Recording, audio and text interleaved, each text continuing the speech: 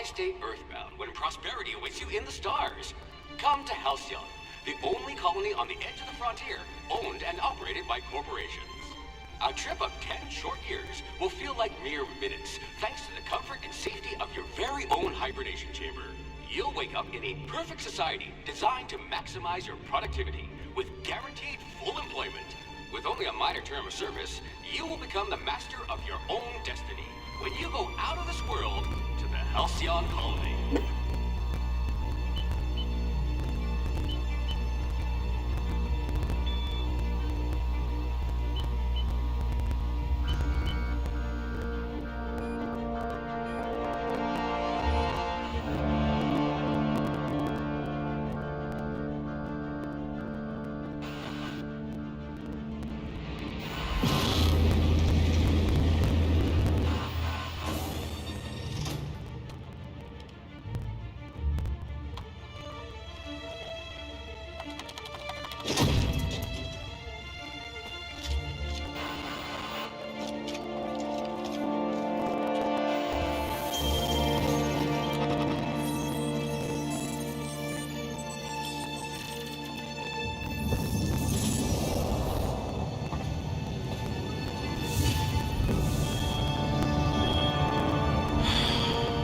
Hundreds of thousands of colonists left adrift out here forever, just to keep from damaging the board's bottom line. Disgraceful.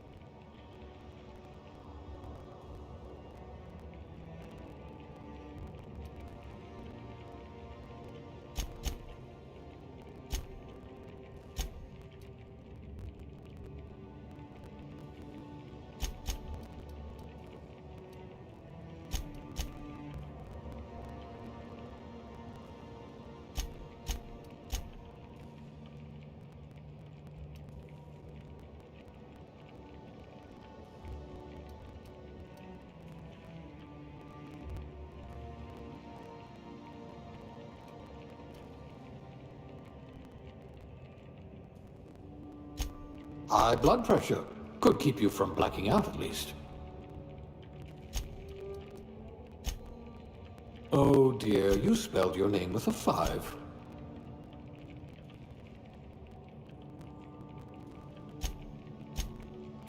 Nerve damage in your extremities.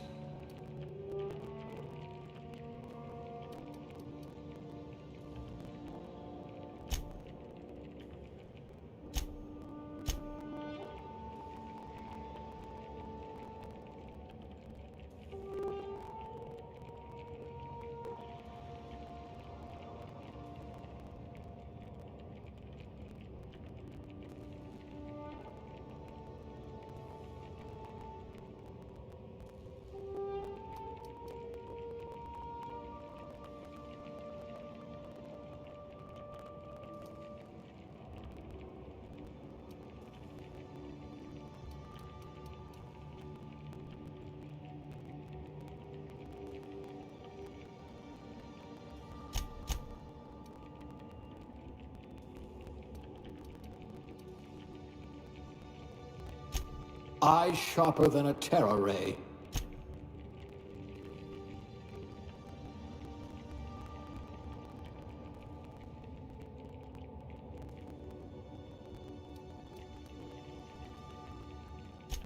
A gunslinger.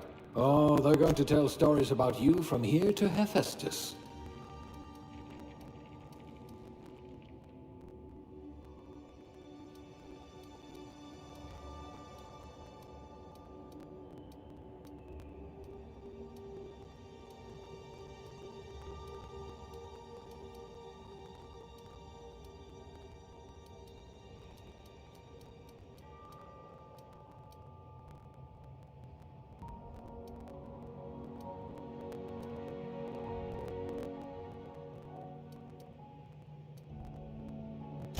Working your way up to provisioner?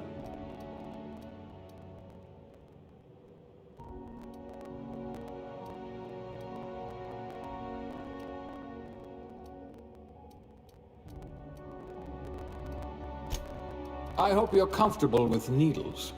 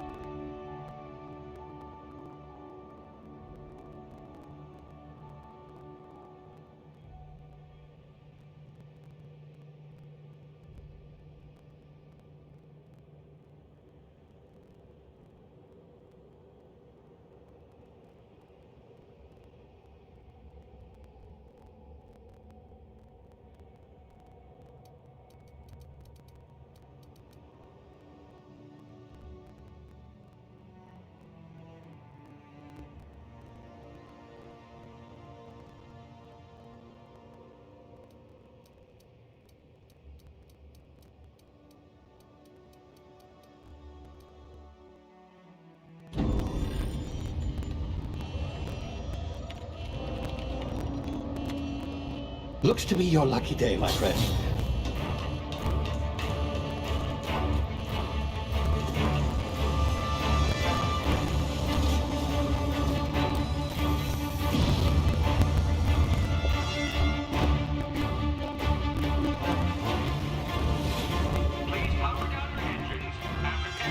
Not likely, bootlickers.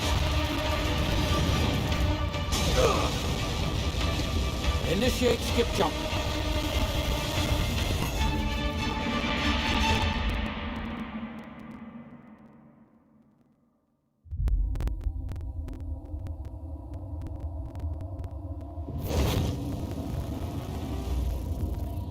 Status. Structural integrity down 25%. Power levels down. Hit drive. Shit.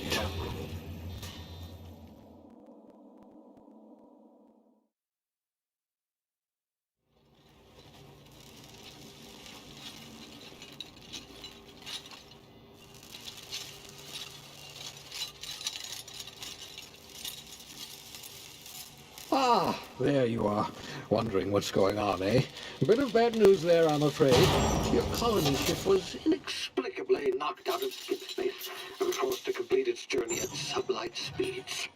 This means that you and every other colonist on the Hope have been in suspended animation for 70 years, give or take. Normally, reviving someone after so long leads to some quite horrifying results. It's called explosive cell death, but it's really more of a liquefaction. Something wrong? Oh, yes, well, not to worry. I've pumped your body full of a special concoction I devised to keep you from dying so horrifically. Hopefully at all, but I guess we'll see, yes? Unfortunately, I used the last of my chemical supplies, saving you. I know it's a lot to ask, but I must have your help securing more if we're to save the rest of your fellow colonists. I'd see it done myself, of course, but the board has a sizable bounty on my head. Now, my ship is inoperative, but I've managed to hire a smuggler to help you out. He'll be... Oh, I see we're in position. Good luck!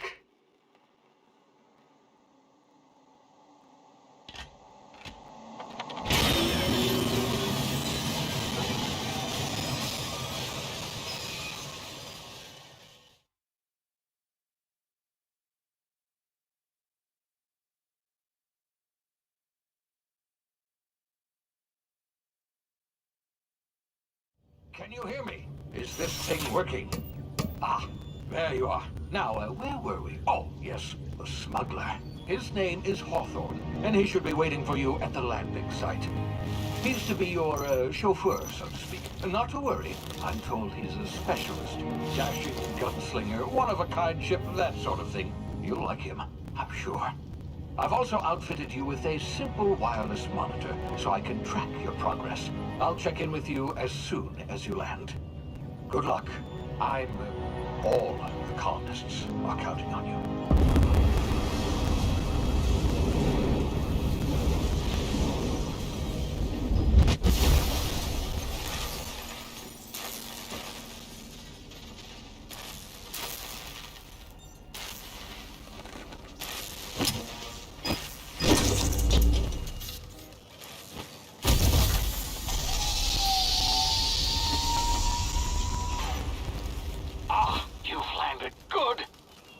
Hawthorne should be close by.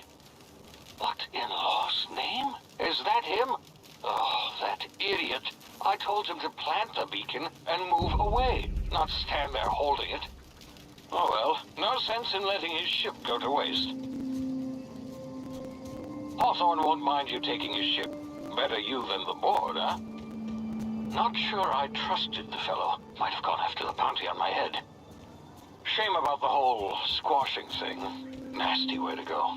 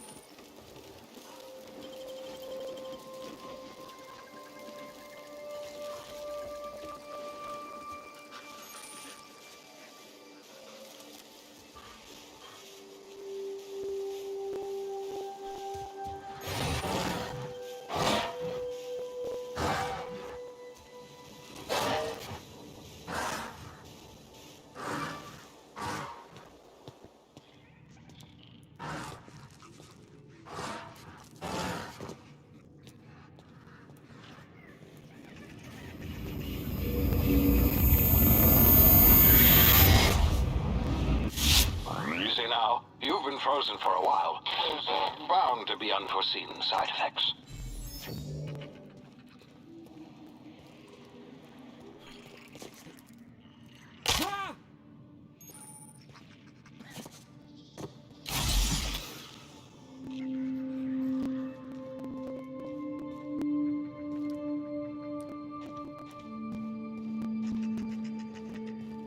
Hey, you, come here.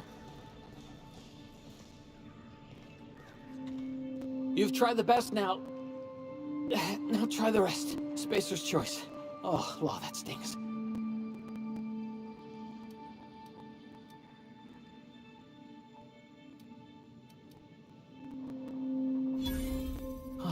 Looks like the bleeding stopped. I owe you one. Hope you don't mind me omitting this little exchange from my report. Spacer's choice doesn't like us accepting outside help. Better, thanks to you. I might have bled out on my own. Or worse, had to go begging the boss for some Adrena time. We were out on patrol. I saw a marauder camp up in the hills. Thought I could take him. Then my gun misfired. Right through my side. I mean, what are the odds of that, right? Just barely scraped by with my life. Crawled in here and blocked off the exit with those canisters. Gibbering, flesh-eating, law-breaking, unemployed lunatics with guns. Some hullhead grounded their spacecraft out in the open. That's a real good way to attract marauders. See those canisters by the entrance? Marauders come sniffing around in here, and I can take them all out with a single shot. Not bad, huh?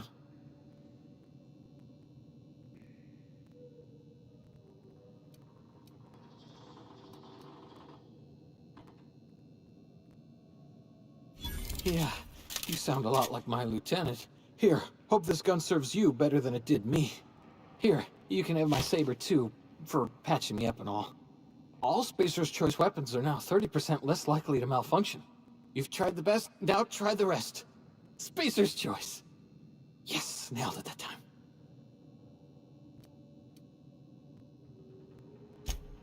You hit your head or something? You're in Emerald Vale. We're a Spacer's Choice community. Edgewater's a little ways down. Prettiest place in the Vale. Be sure to stop by a provisioner's for a can of our famous salt tuna.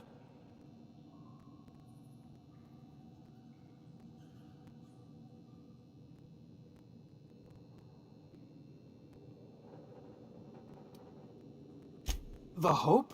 Is that some sort of fancy new drug? Are you with Auntie Cleo or something? Don't take this the wrong way or nothing, but I'm not allowed to fraternize with Cleo workers. Company policy.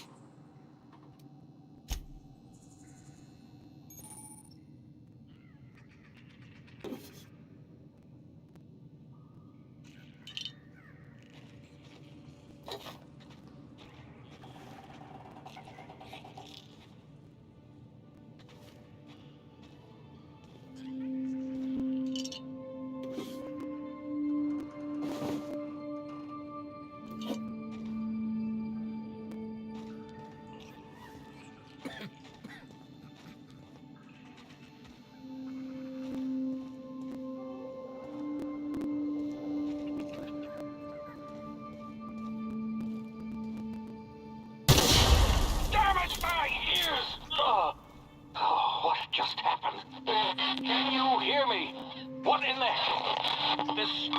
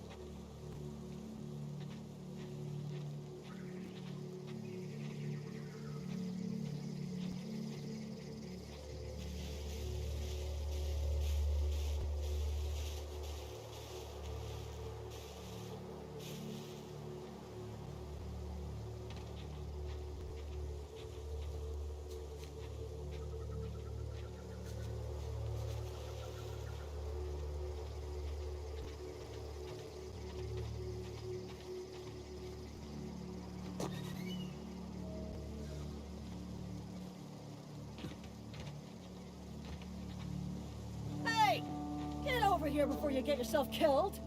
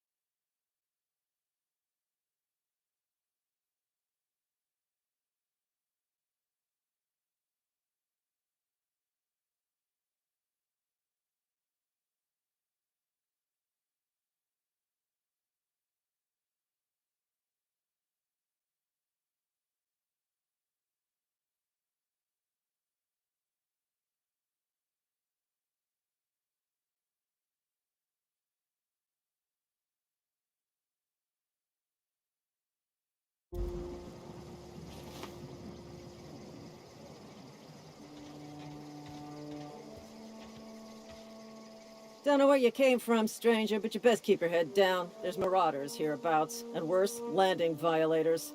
Gall on that rung leech! Landing in the Vale without using an official Spacer's Choice landing pad. I'd slap him with a fine if it weren't for all these marauders shambling about.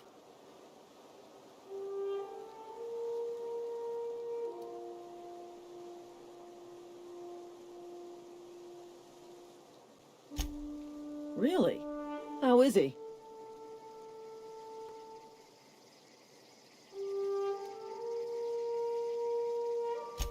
Of course I am.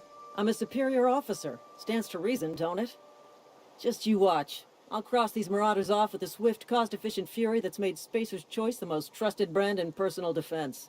I just, need a couple of winks to catch my breath. Stretch my legs, son.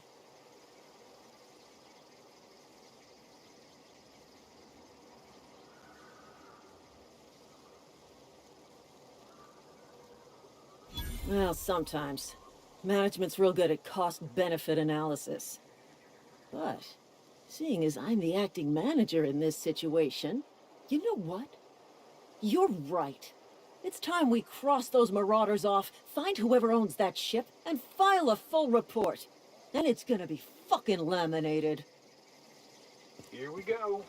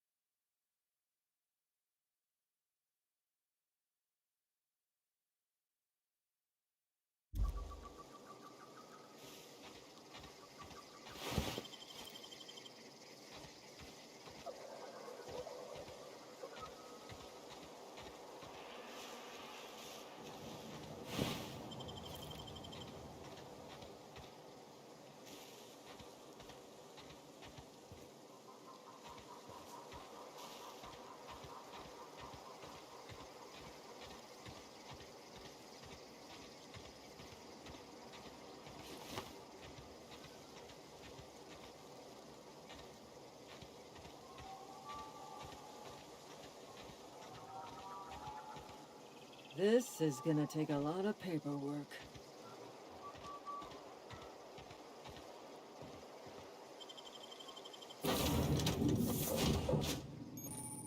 Please be informed that this vessel contains no valuable plunder.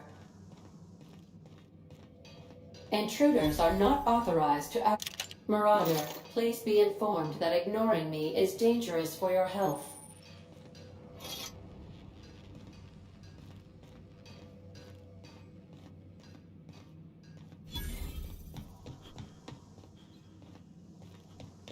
Smile for my surveillance device, Marauder. I am tracking your every move. All doors are on security lockdown. Nice try, Marauder.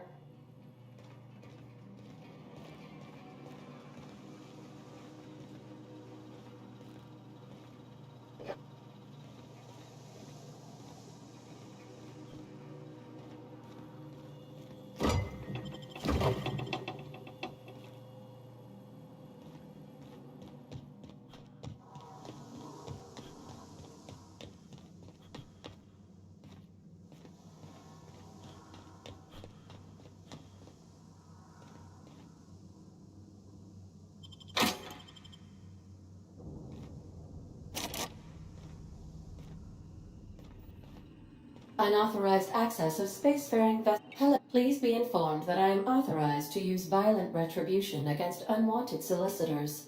Please return any misappropriated equipment and exit this vessel in an orderly fashion. Failure to do so will result in your immediate destruction.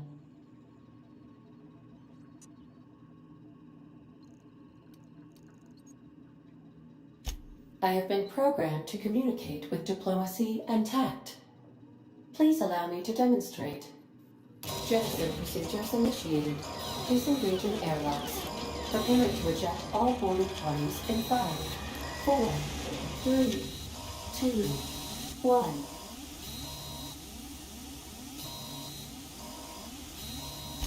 You are still here. My deception protocols have failed. I have been programmed to express disappointment. This vessel is the registered property of Captain Alex Hawthorne. I am incapable of accepting orders from anyone other than Captain Alex Hawthorne.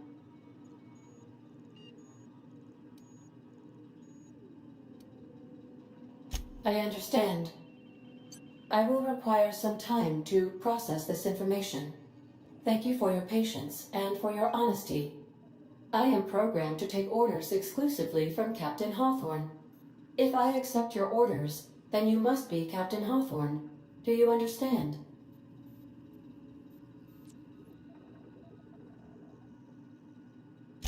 Well done, Captain Hawthorne. I see your powers of deductive reasoning remain intact. Unfortunately, our engine is currently inoperable. Our main drive suffered a critical power failure, and we were forced to make an emergency landing. The main drive's power regulator has been irreparably damaged and must be replaced.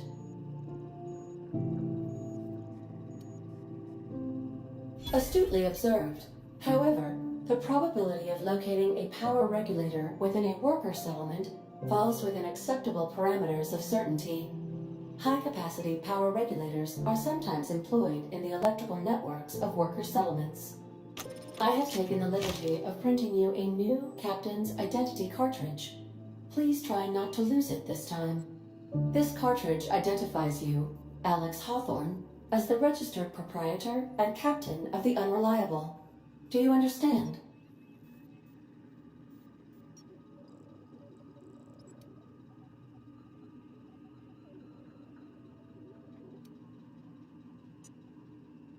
It is difficult for me to do so. I am programmed to accept commands from Captain Alex Hawthorne, after all. Best of luck in your search for a power regulator. Try to stay alive this time.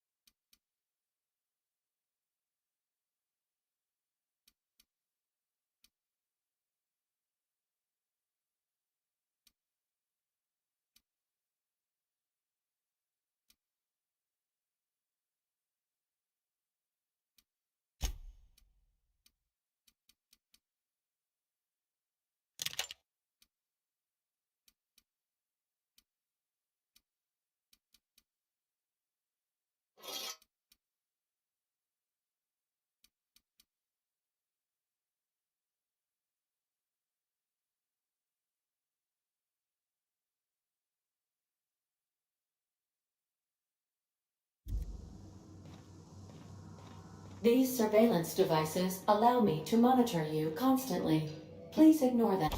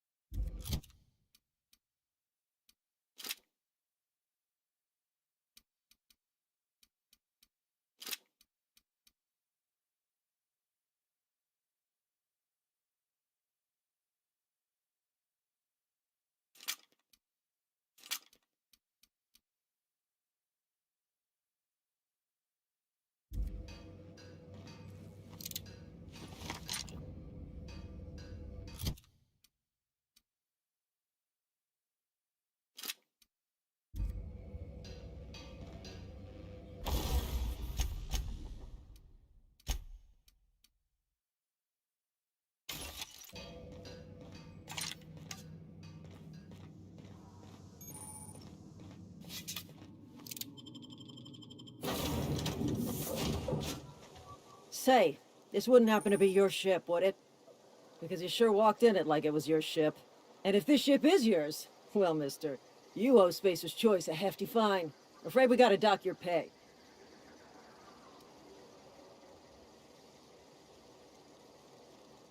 Oh, by the law. I'm so sorry.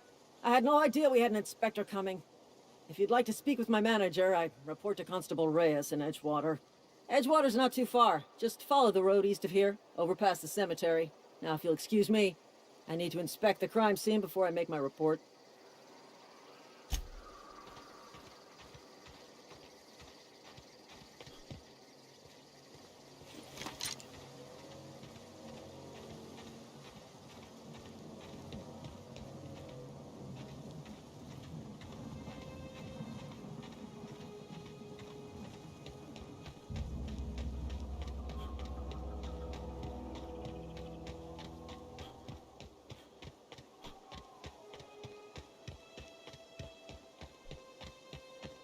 Gonna find you! Please!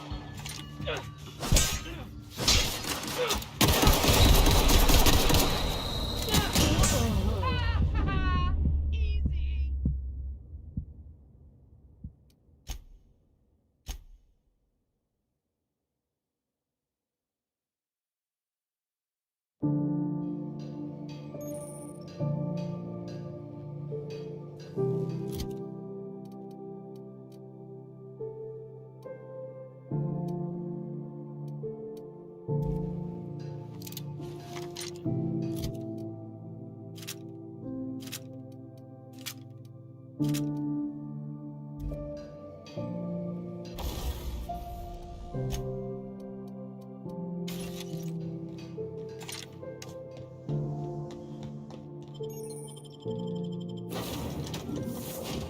Say, this wouldn't happen because... And if this ship is...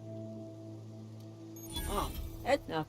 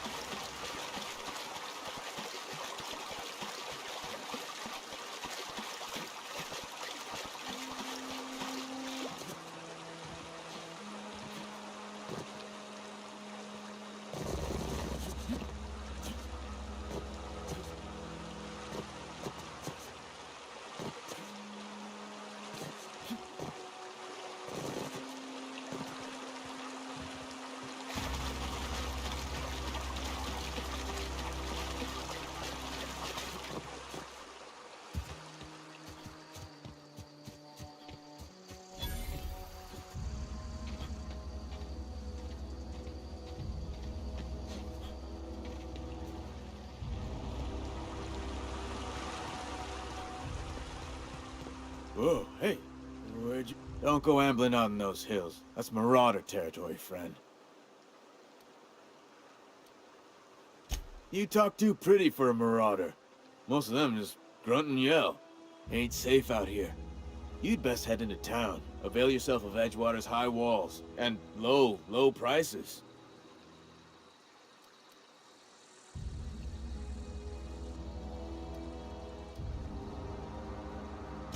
Pleased to make your acquaintanceship. I'd shake your hand, but I've been hauling corpses. You don't want none of that on you. Name's Silas. Junior in humor for the town of Edgewater. We're all part of the Spacer's Choice family.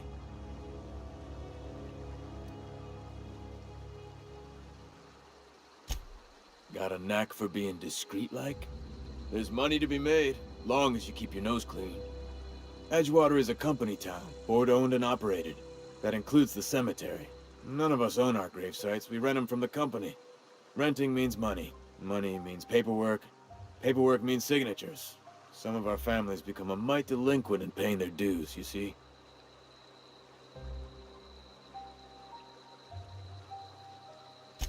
Four workers still haven't paid up.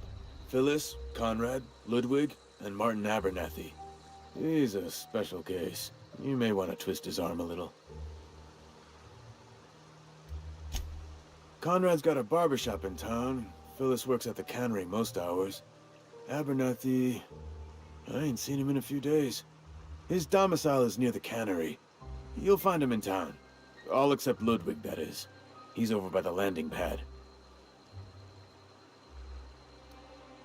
Yeah?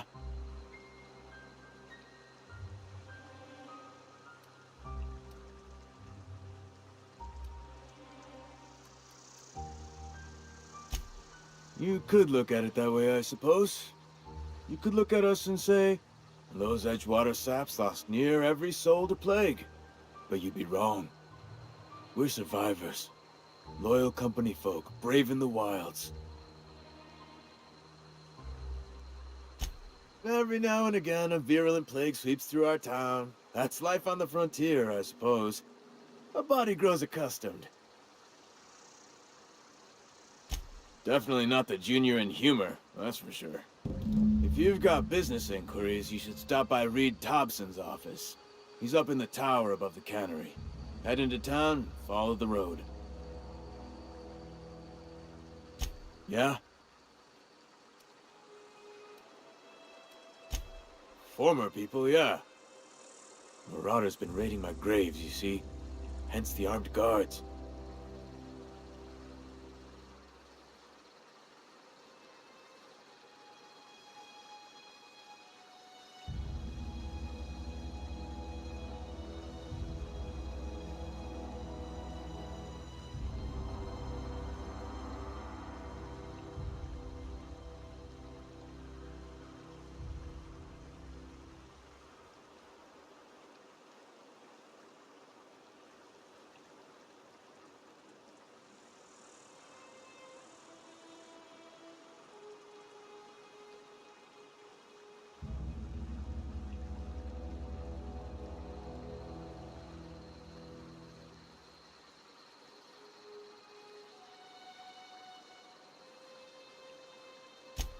Oh no.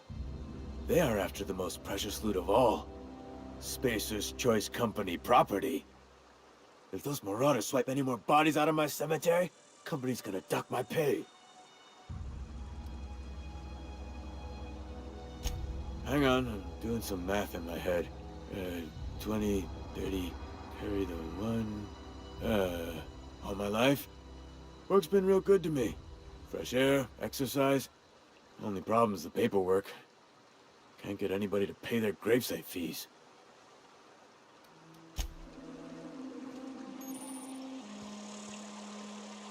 I could really go for some self-tuna. Huh? What?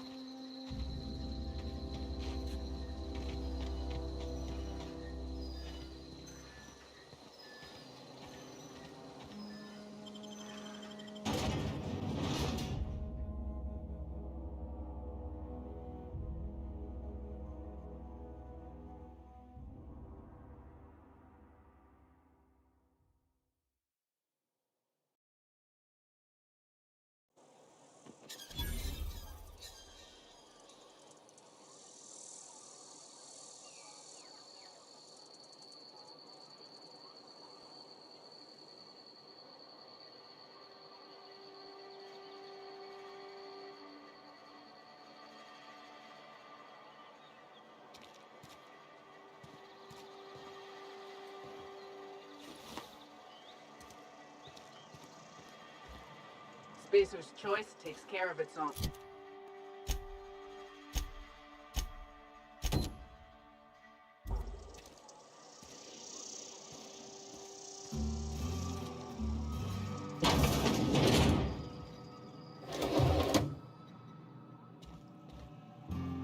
Please don't touch anything. Your hands are probably crawling with germs. Physical hygiene recapitulates moral hygiene. Cleanliness is next to lawfulness.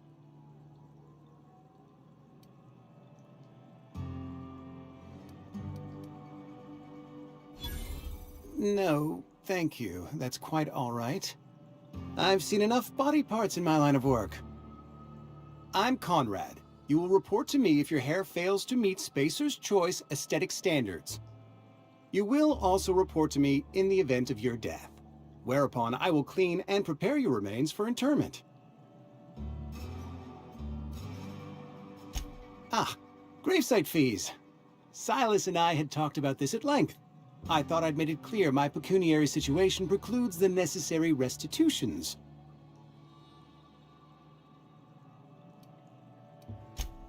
As broke as pie crust, friend. Bitless, indigent, destitute. I simply cannot afford it. I am a blemish on the prosperity of our fair settlement. When I expire, I expect Silas to toss my body into a ditch.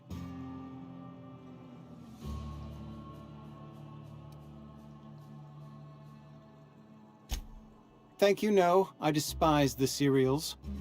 Tell Silas I can't afford to pay. And that I fully expect to have my medical rights revoked for this dereliction. With my apologies.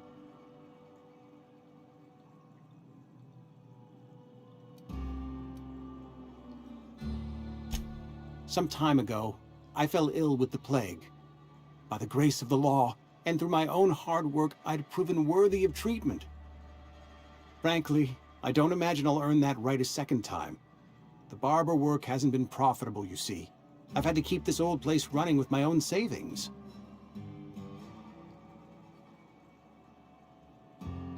Not a bad idea. But I'd need some kind of collateral. My pair of lucky clippers! No, that won't do. Your idea intrigues me, but I'm afraid I don't have anything to give Silas. I'm open to suggestions. Much obliged.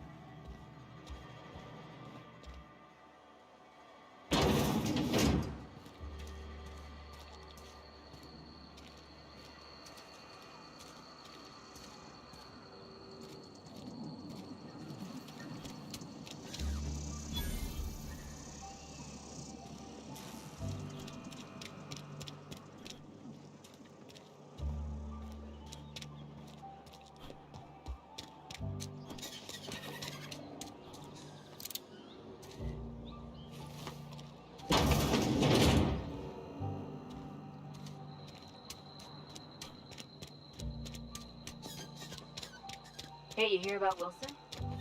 Heard Marauder's got her. Just between us.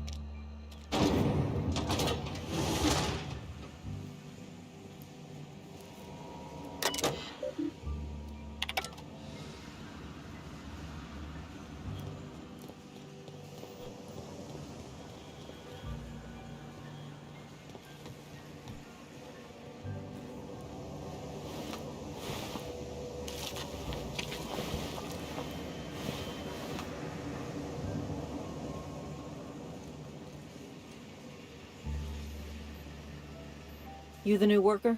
Whatever. Make it quick, Tenderfoot. I'm busy.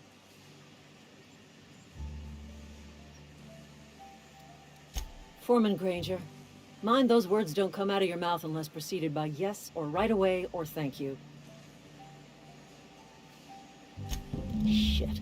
Silas still on about that. Here, take the fees. I'd appreciate it if you didn't tell Reed I was late on my payment. Because they're not my fees and not my gravesite. Guy I worked with shot himself. I paid the bill.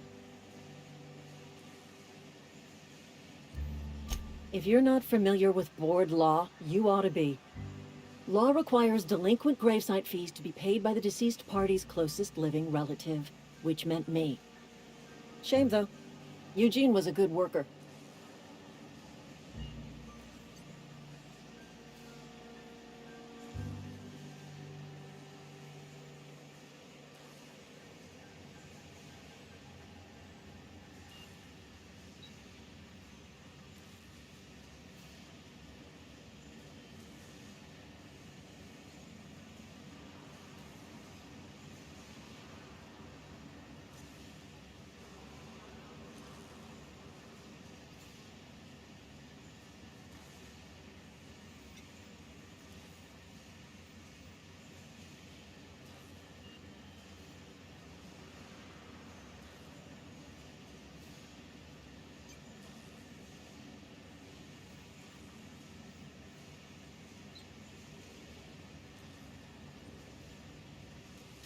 Woke up one morning and put a round through his upper story. Can't imagine why. The kid was doing all right at his desk. We all thought he was an upstanding receptionist. Just between the two of us, I'm pretty shocked his weapon didn't misfire. Spacer's Choice handguns aren't the most reliable.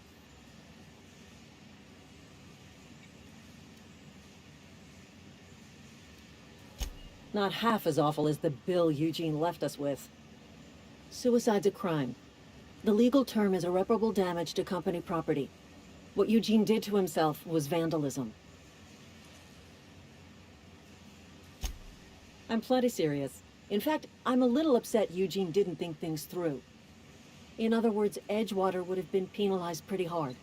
Whatever Eugene was worth as an asset, we would have had to pay out of pocket to Spacer's Choice. Well, excuse you. I'll have you know, Eugene was an asset to us all. May his atoms be commended to the law. All I know is Silas asked me for Eugene's gravesite fees, which means he was approved for burial, which means his papers went through, which means the town's in the clear. I'm just glad to put this whole ugly affair behind me. Eugene can rest his bones in peace, and the rest of us can get on with our own lives.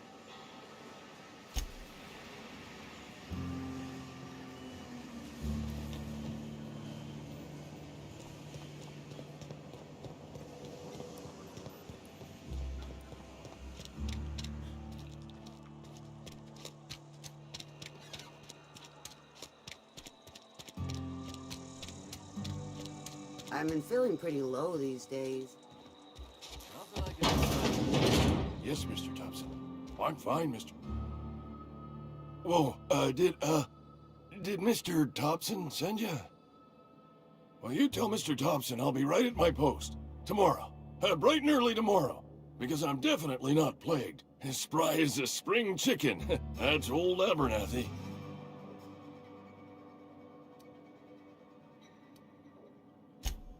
And what are you doing here? Visiting? Well, let me give you the grand tour. This here's my domicile, and there's the door. What? No. I mean, I might be. That depends on who's asking. So Silas can afford a hired thug, but I still gotta pay him a burial tax. Silas knows, doesn't he? That's why he sent you. That's why he wants me to pay up. He knows. Sounds like he's already told you. You may as well hear it from me. I'm dying. I'm not long for this world. The date of my expiration is fast approaching. And soon I shall be ushered through the great cannery in the skies. It's plague. Has to be. Silas knows. He knows I got one foot in my grave, and now he wants to charge me for the other one.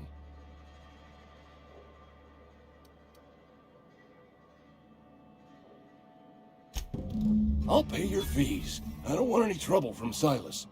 But if you could see your way to freelancing for me, I could really use the help. There's a cache of anthracillin tucked away in the old community center. Powerful stuff. Stronger than what we got, anyway. I need you to break in, nab that medicine, and bring it back to me. You oblige me with your haste. I think I feel the plague spreading. Oh, Law, it's in my spleen now. I can feel it.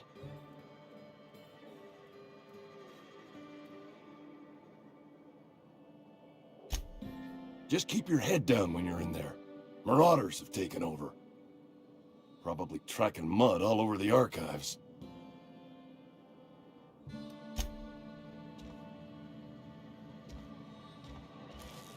You're making a mistake working for Abernathy. Excuse me. I'm Esther Blaine, Spacer's Choice Actuary. I overheard your talk with Abernathy. I hope you're not thinking about getting him that medicine. Abernathy is a well-known hypochondriac. Anthracillin is wasted on him. You're better off selling it to me instead.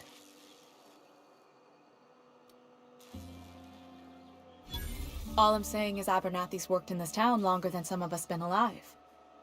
How do I put this gently? He's got a lot of cobwebs up in his attic. I probably shouldn't tell you. Don't want you implicated for what I'm trying to do. All right, here's a summary. A lot of sick people in this town, and we don't have the medicine to treat them all. Can't reach out to corporate without crossing a river of red tape, so I'm reaching out to you.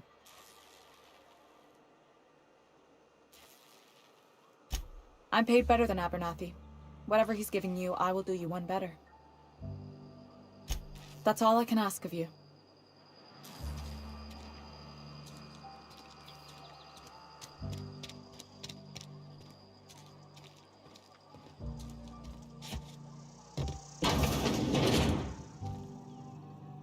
What can I do for you?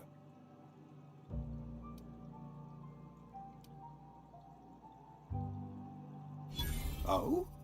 Am I in the company of a fellow doctor?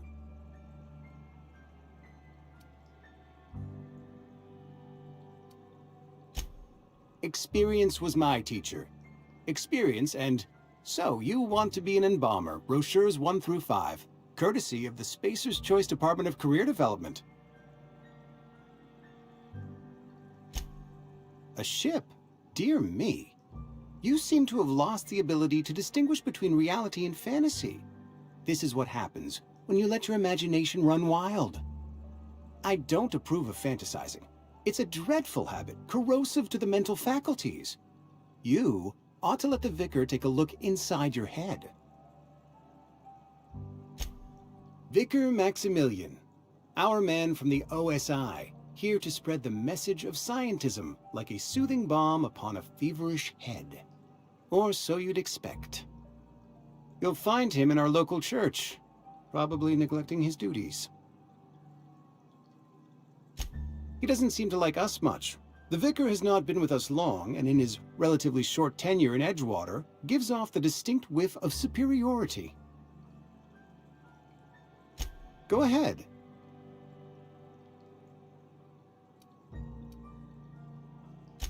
Edgewater has been good to me. I consider myself privileged to work here. I am never wanting for work, not since the plague started. As the good vicar says, work fortifies the spirit of a man. If you want to feel exhausted, try not having any work.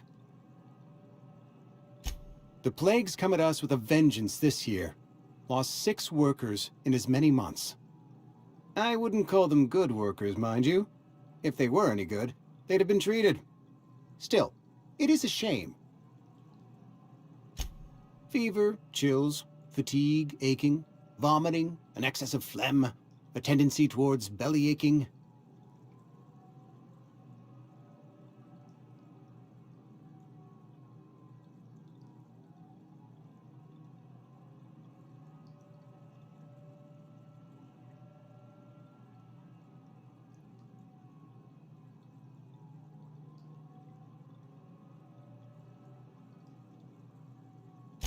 company policy, friend. We don't have enough medicine to treat all of us, so we treat the best among us.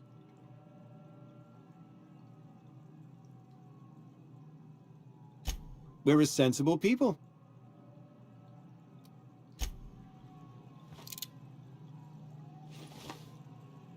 What can I do for you? You know about Eugene? How? Then, you know Phyllis suggested selling off Eugene's gold teeth. I didn't approve of the idea then, and I don't approve of it now. Eugene's golden teeth were a family heirloom, representing 3 generations of poor dental hygiene. He took them to his grave.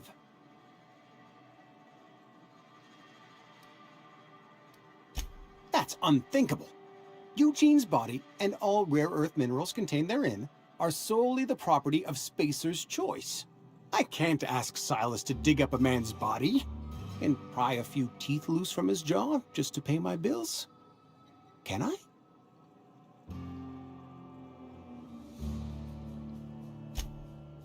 Yes, I suppose I must.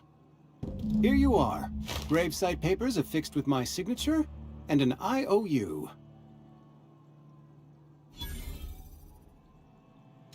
Eugene was not a suicide. He put a bullet in his brain, yes, but that's largely a technicality. I was the one who prepared Eugene's body for interment. I discovered symptoms of the plague on his corpse, and I discovered medicine in his pocket. Lots of medicine. Eugene overdosed on adrenatime, which is known to cause psychosis and paranoia as possible side effects.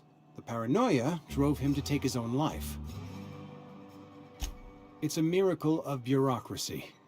If Eugene's death were filed as a suicide, we'd all pay the price for his crime. We can all thank our lucky stars that young Eugene was hopped up on medication and suffered its predictable side effect. I included it all in my official report. I'd like to think I saved Edgewater a great deal of money. We never could have paid the fines associated with a suicide.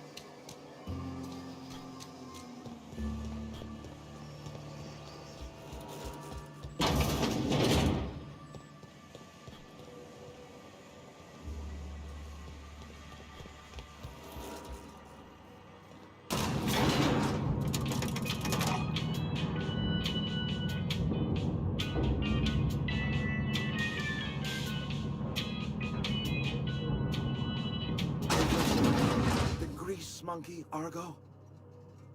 I'm sorry, Mr. Thompson, sir. You asked why it's taking so long to fix. The answer's technical. Don't apologize. Just try using small words for me. The can's bust open in the oven because she's set to cook saltuna, which isn't what we've got. Mr. Thompson? I think there's someone here to see you.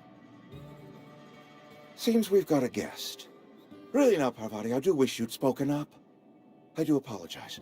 I was given no forewarning of your arrival, or I might have welcomed you at the gates myself.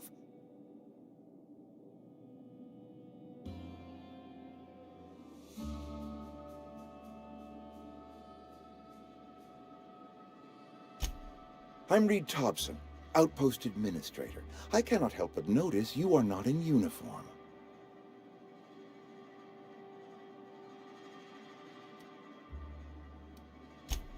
Of course not. I don't have that kind of luck. Seems I allowed my excitement to run away with my wits. Been a few seasons since we've had a visitor pass through. Only regulator we got is hooked up to the town transformer. Mr. Thompson ain't liable to be keen on dismantling it.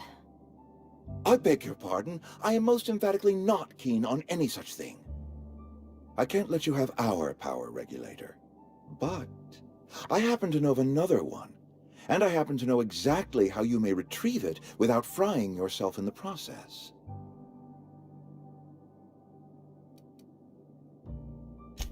My proposition benefits the both of us. Please, hear me out. There's a power regulator in the old botanical lab. It's mostly abandoned, so all that power is being squandered. Go down to the geothermal plant. Reroute power from the botanical district over to us. Once their power's shut down, you can have their regulator and be along on your way.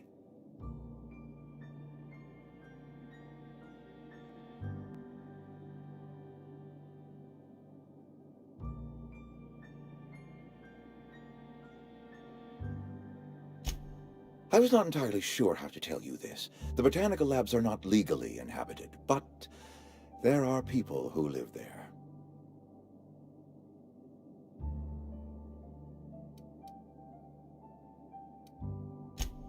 The people living in the botanical labs, they're deserters, former workers. I need them back at their posts. I need them to come home.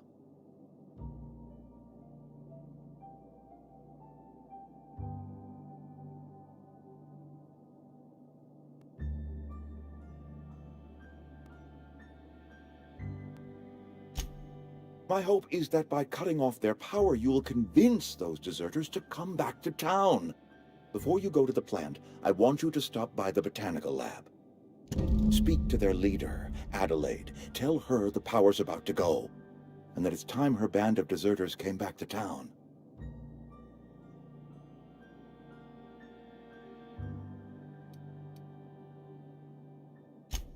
Of course, I understand completely. Here, let me give you the passcode to the geothermal plant. A sign of good faith, for so politely listening to me as I ramble on. Are you setting off for the Vale? Because I know my way around. I mean, in case you want a guide. I mean, if that's all right with you, Mr. Thompson. Sir. I hesitate to part ways with Miss Holcomb, but I cannot deny that she is talented, and may prove useful to you. Great! I got my wrenches and diagnosticators and hairpins and engine tape, so I'm all set. Well, I am glad to hear that. Best of luck to you, and thank you again for your help. It is a lot to ask of a stranger, I know.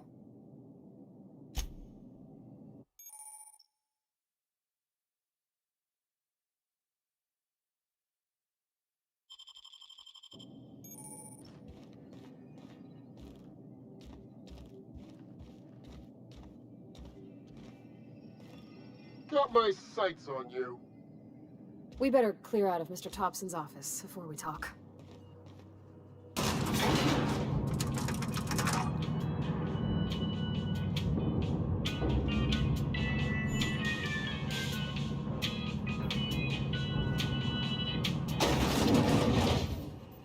We better clear out of Mr. Thompson's office. Hey, mister, can we talk? Sorry. Sorry. You just want to get out of here. And you likely don't want to tag along like me. It's just, Mr. Thompson has his own view on matters, on account of it's his job and what all, but that's not the only side of the tale.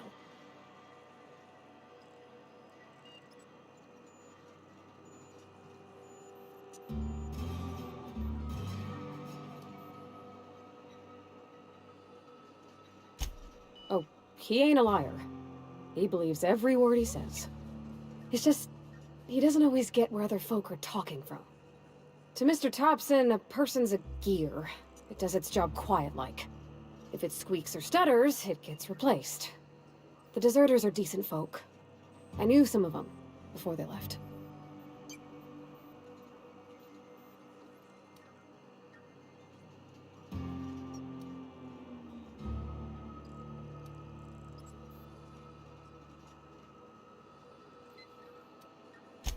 Life's hard here.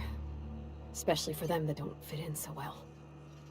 We're one big Spacer's Choice family, but every family's got the one the rest whisper about. Mr. Thompson's aiming to take away their power. They'll have no lights to see, nor heat to cook. They'll be at the mercy of marauders, or worse. I think you should talk to the town's vicar about it. Max, his name is.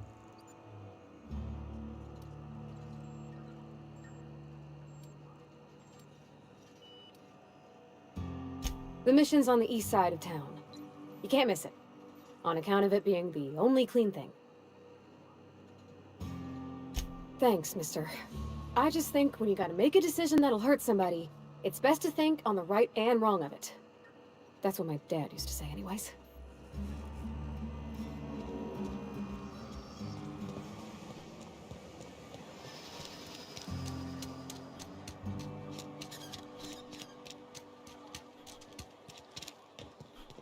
I've always felt weird in here.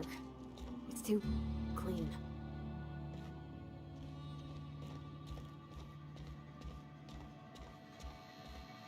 Yes, what is it? You're an outsider. Fantastic. Vicar Maximilian de Soto at your service. Or Vicar Max, if you're the sort who prefers brevity. And Ms. Holcomb as well. How rare to see you out. And with a complete stranger. Curious. Just tagging along, Vicar DeSoto. Don't mind me. I so rarely get new people to talk to. Name your poison, anything at all. Spiritual counseling? This season's tossball predictions? The quickest way out of town?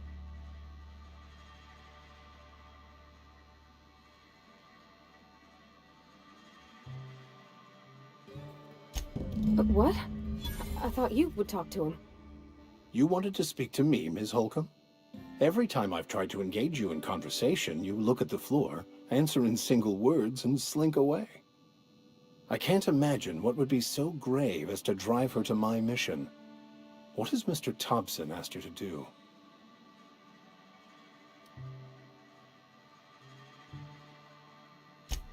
Depriving them of safety from the marauders and wildlife.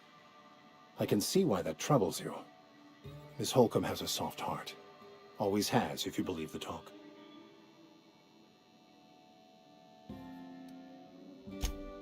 They rejected the order of society and live beyond the walls so thoughtfully provided by our Spacer's Choice patrons. Does that strike you as a responsible life choice? Assuming your goal is to save as many as possible, then you should bring everyone together. Send the power to Edgewater and convince the deserters to return to the fold.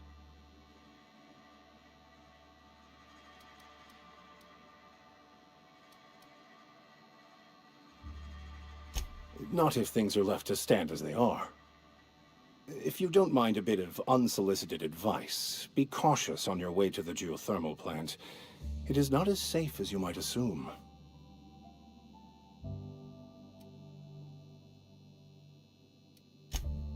One of the reasons I transferred here was to fulfill my duty in hunting down banned heretical texts.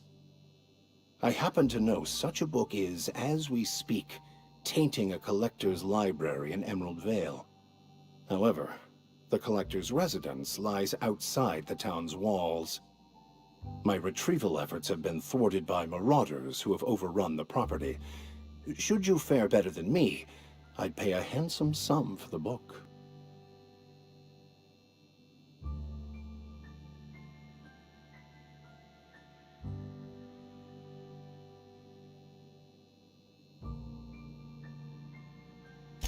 It's a handwritten journal, a faded blue cover with the name M. Bakonu handwritten in the lower corner.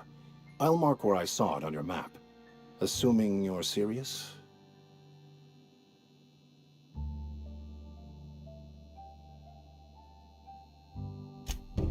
Thank you. If you retrieve it, you can always find me here.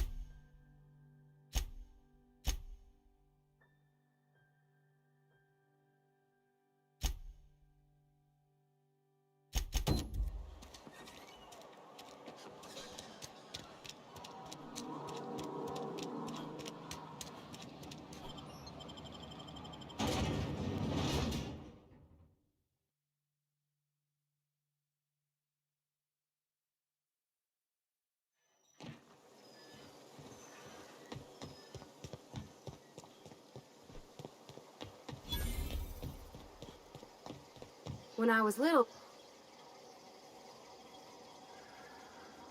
Thank the law. I've been requisitioning backup for months. Guess the boss finally came to his senses. You ever swung a truncheon? Let me see your rifling stance. I want to make sure you're up to snuff. I told Silas I'd pay my dues if he agreed to join the resistance. Guess this means he's finally heard the calling.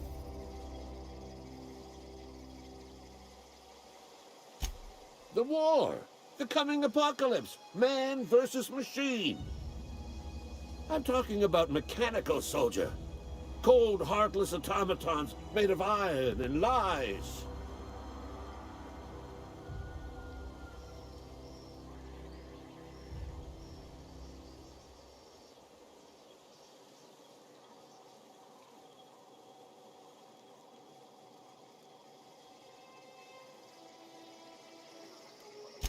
That's right. That's what I've been saying. We gotta square our shoulders and stand ever vigilant. Auto-mechanicals.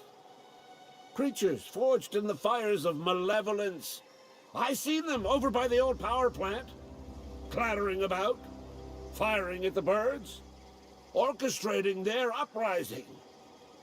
When the swarms of mechanicals come clanging on over that hill, where will you be? Cowering beneath your cot? Or standing, shoulder to shoulder with the resistance? I've been gathering up a war chest over the years. So tuna cans, mostly, some Spacer's chaw, few bit cards. I'll reward you for your aid. Enlistment fees? Yeah, I suppose. Wouldn't want to give the Resistance a bad name. They have sent a scout, prowling around the junkyard just behind our beloved town. This scout must not be permitted to return to its base of operations. Cross it off, then report back.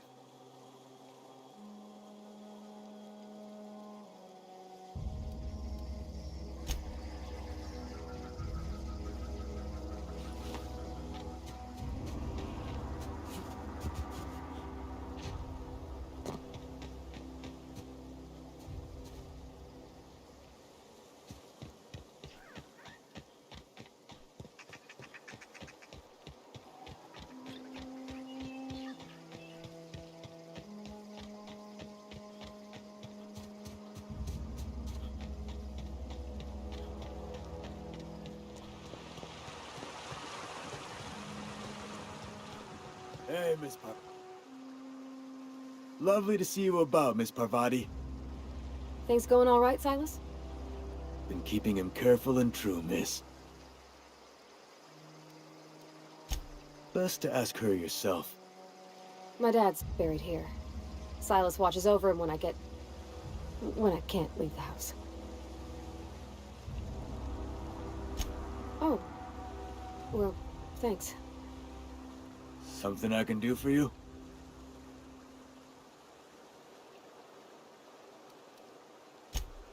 Yeah? What about him? Yeah. Funny thing, Eugene's body ain't where it's supposed to be. The night we was supposed to commend his body to the earth, I had his grave all dug up and ready, right? And so I thought, I'll just rest my eyes a bit. When I woke up, his body was gone. Spirited away. Vanished. The footprints nearby suggested that Eugene was stolen by marauders. Or he rose from the dead.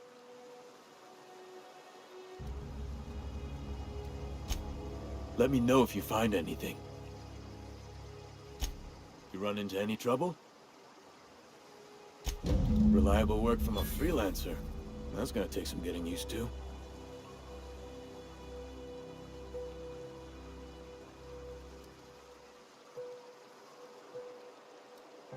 And I'll buy you a drink sometime.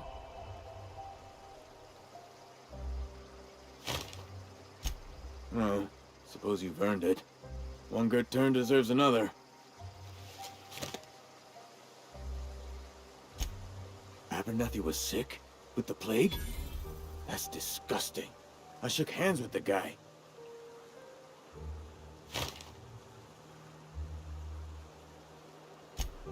What? No. If I knew he was sick, I would have had him reported. I needed his fees because of his name. A, for Abernathy. He was at the top of my list, you see? Yeah?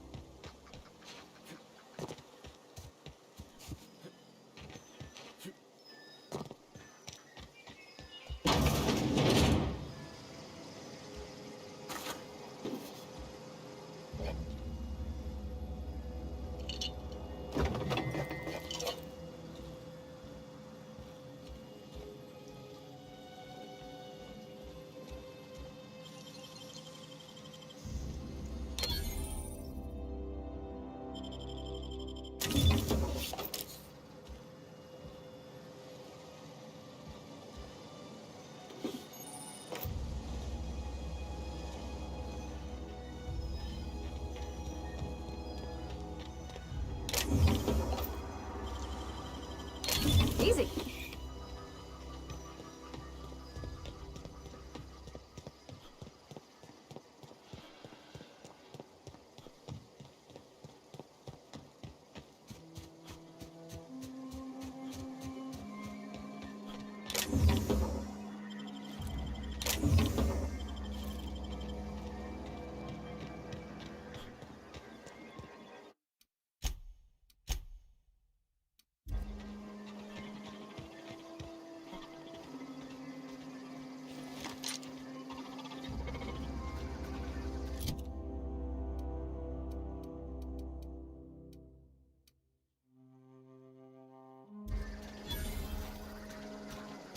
You.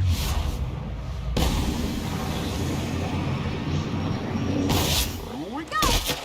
Get past that armor!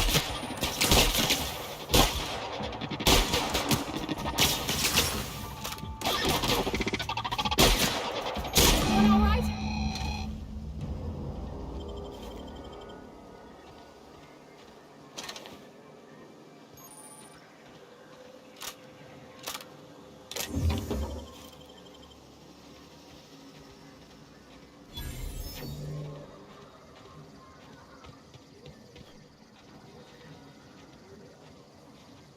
Not a peep from me.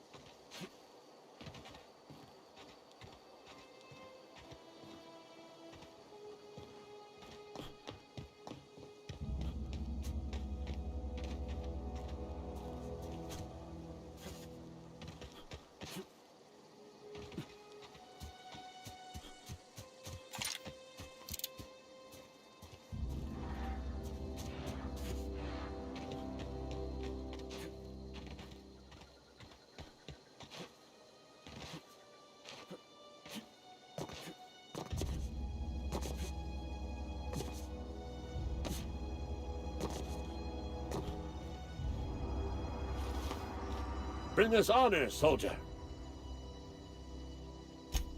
You beat that scout to scrap with its own legs? Pulled its optic cables out its head case? Actually, don't tell me. Rather use my imagination.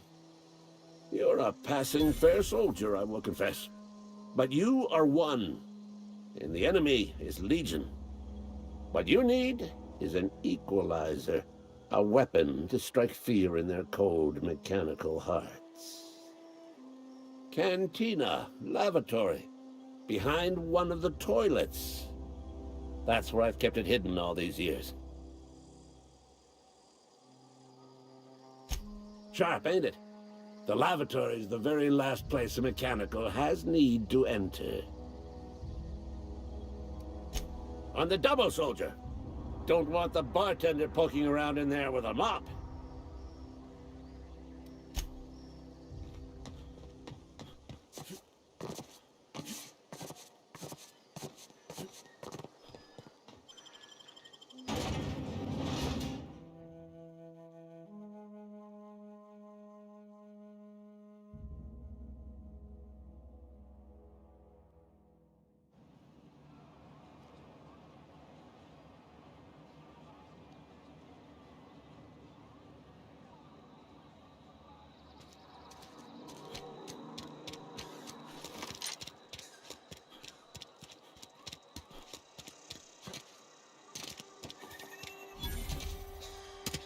Rations yet?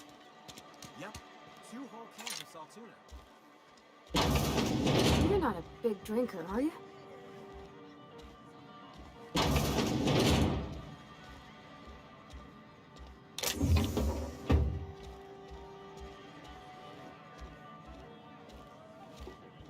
You read the latest report?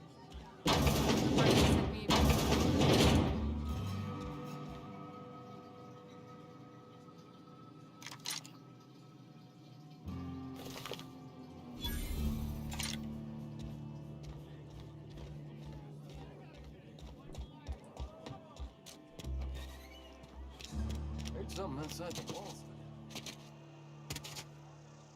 Something got you down?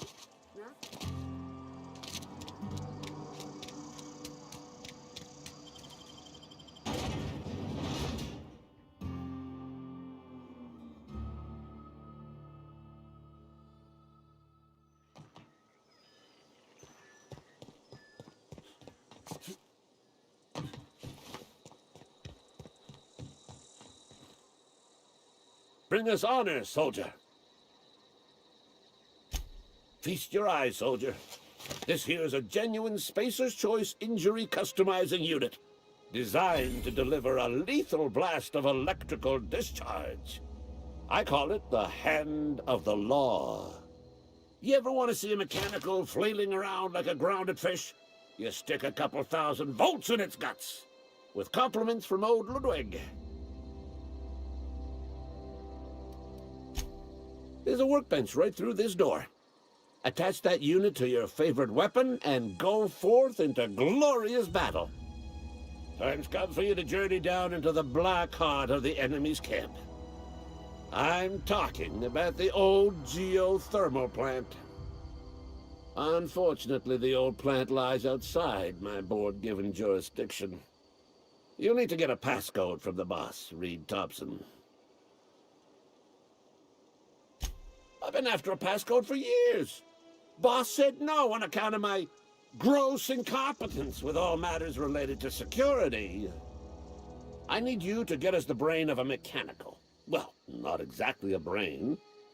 Anatomically speaking, what we're looking for is a logic module.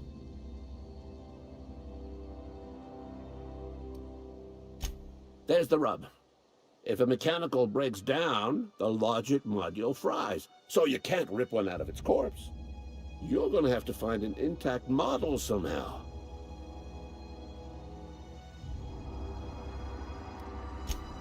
I don't reckon so. I work with gears and pistons and such. Stuff you can put hands to. Computers and mechanical brains are outside my ken. You know, she names the mechanicals she fixes. Calls them Bess and Clancy and so on. You keep a careful eye on her. Could be a sympathizer. Don't tell anyone, all right? I've got a contact. A real expert in the inner workings of the automaton. We are gonna rip those mechanical secrets right out of their circuits.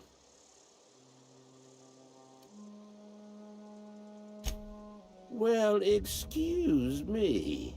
What I meant was I'm going to get a contact. Didn't know I had to be all prissy about my grammar around you. If you die horribly, I will pour out a can of 0G to your memory.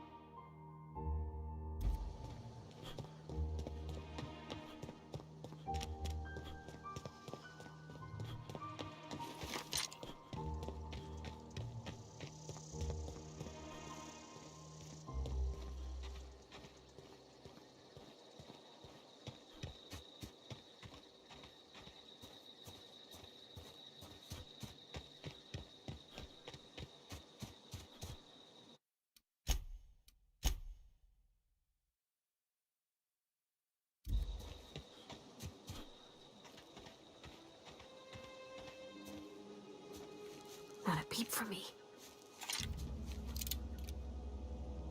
Hey, here we go! Got that armor! Nice hit!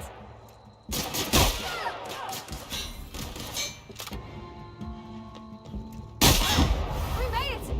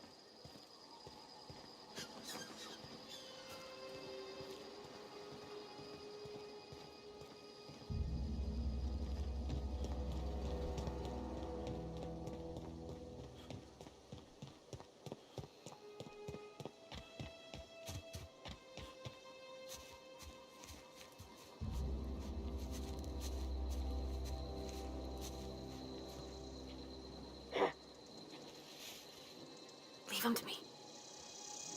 Here, sure. Get past that armor.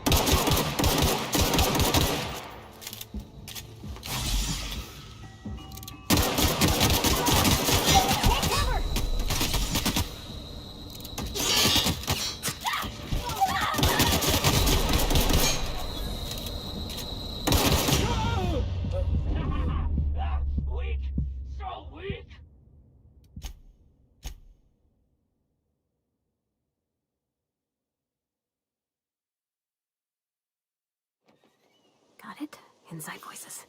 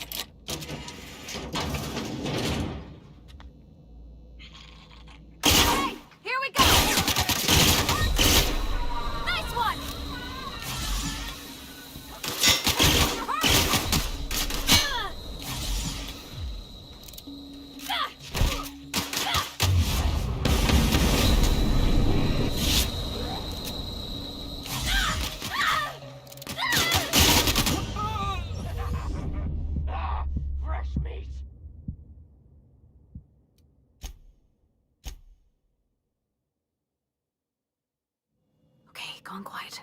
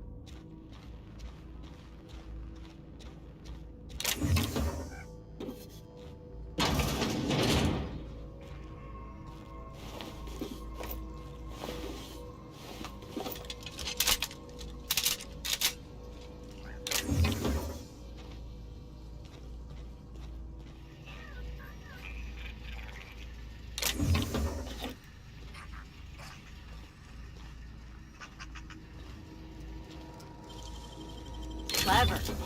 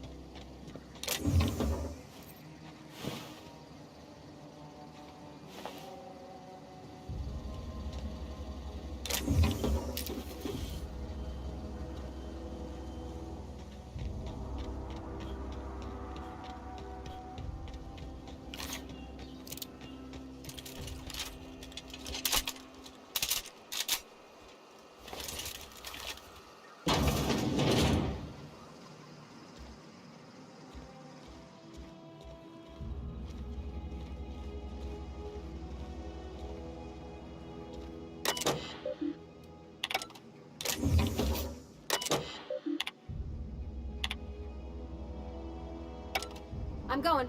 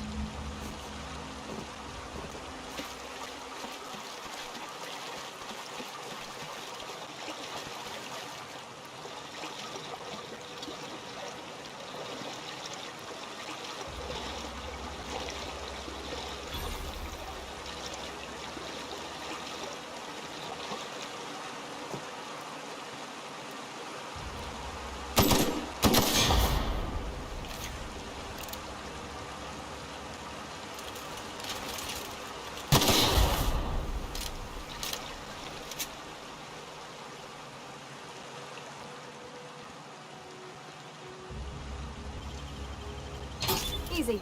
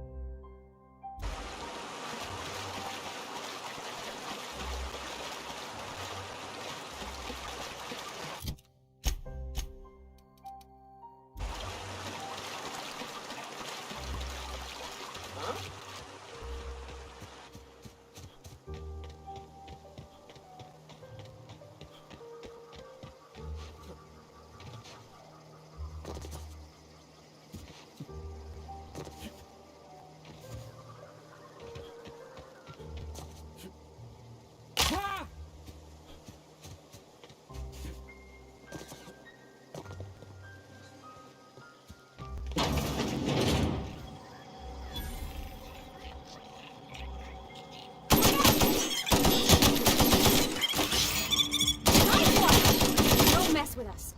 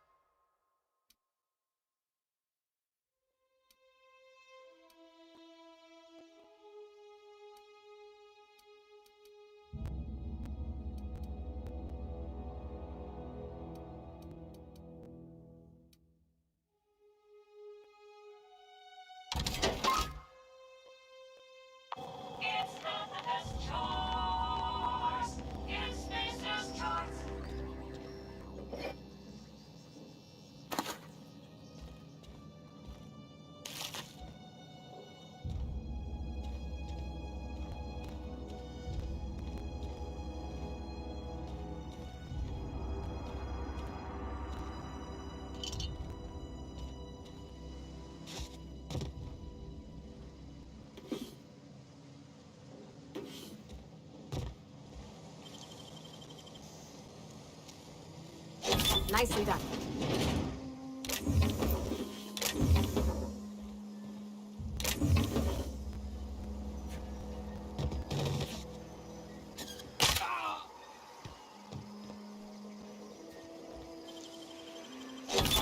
Wow!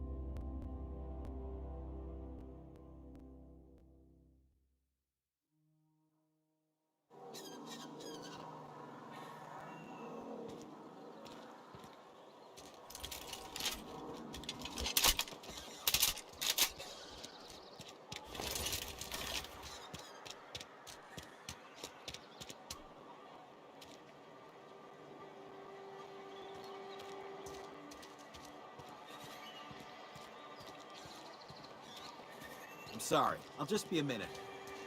Add a minute. Next one.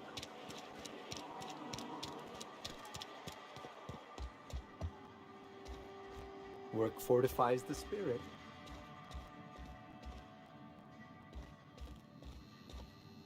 Any progress on that matter we discussed? Wonderful. This is fantastic. Well worth all the sacrifices I... Wait. What the fuck is this? Is this... French? I can't fucking read French. It's a law-forsaken joke is what it is. French! Ha! I was so high and mighty, preaching to the yokels about following the plan, while fighting it at every turn.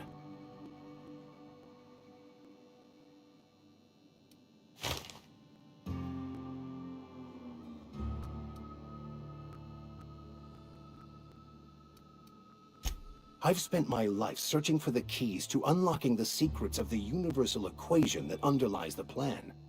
I had hoped this book held some of those answers. I became so desperate, I even got myself assigned to this plague-ridden backwater to find the damn thing. All the time and suffering I've spent. Wasted.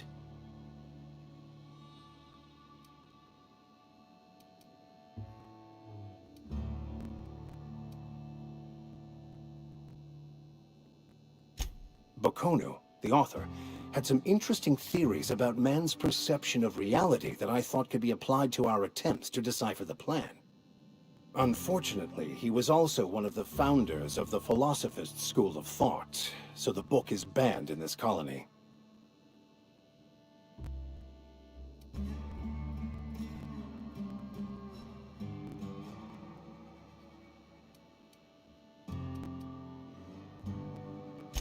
Philosophism's a false religion that stands in contradiction to almost everything we know to be true. They believe all is chaos, in stark contrast to OSI's belief in the plan. But most of the philosophist perversion of Bakono's thoughts came more than a century after his death.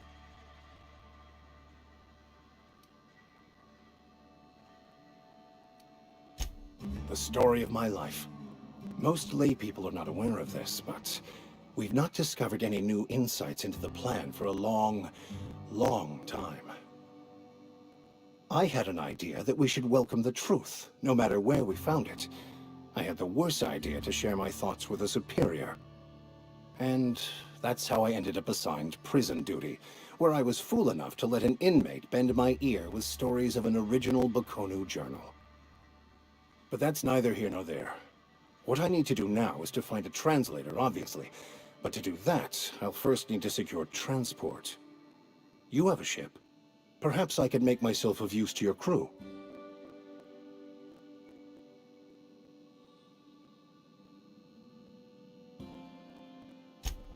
Certainly. I already gave you most of my money, but I can offer you free spiritual counseling, and I'd be happy to watch your back. I'm pretty handy with a tossball stick, or any blunt instrument really. I'm also a passable gun hand if it comes to that. I can usually talk my way out of conflict, though. Oh, I'm fairly competent at hacking computers as well.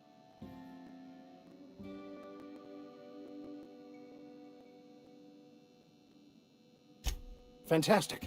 Let me get my things in order and I'll catch up with you. Edgewater's gonna miss you. Folk here always had good things to say about their vicar. Thank you, Ms. Holcomb. I'll be glad for the change of scenery, and to leave this place behind. I shall see you on the ship, Captain, whenever you're ready to leave Emerald Vale. You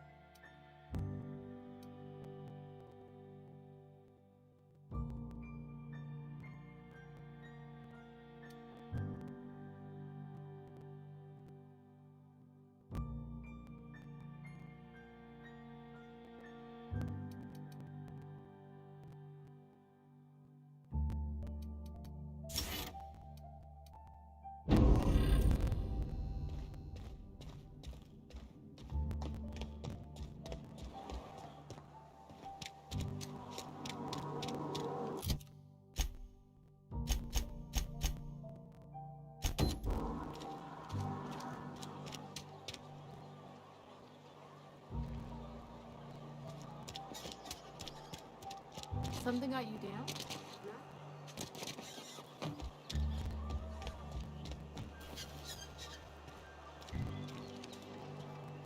I've got some time. Thanks. I'll see to it that this medicine gets to the people who need it. Here, something for your trouble. Nothing personal, but I hope we never do business together again. Don't want to make a habit of consorting with smuggler types.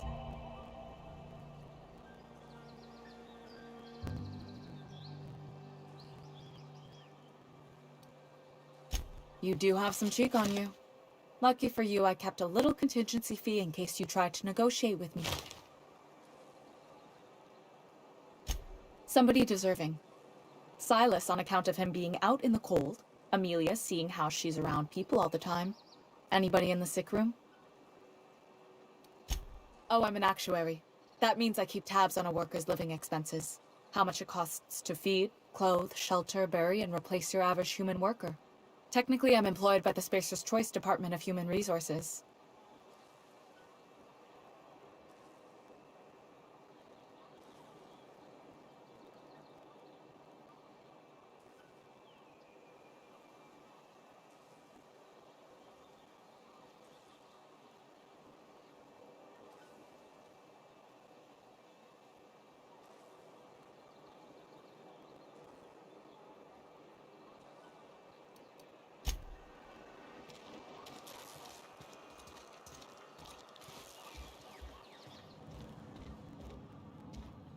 You wanna mingle, go try the cantina. You what? But why? I was dependent on you. Does it feel good? Robbing an old man of his last shred of hope?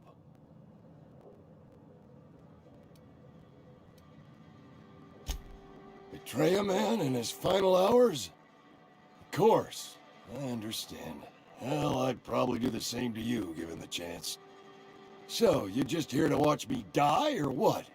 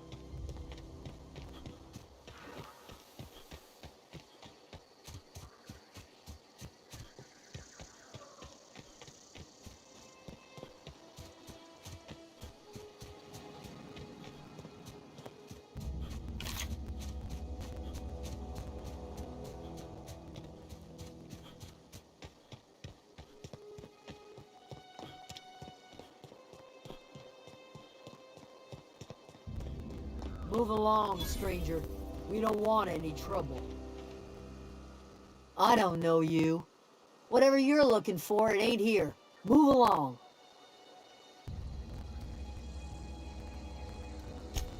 Armed strangers wandering into my camp for one. Some of my camp wandering out for another. You want to try standing outside in the heat, keeping your sights open for the next marauder raid? No, I'm sorry. That was unworthy of me. Lady named Zoe went missing some nights ago. Just up and vanished without a trace. Now I'm pacing around wondering if marauders got to her.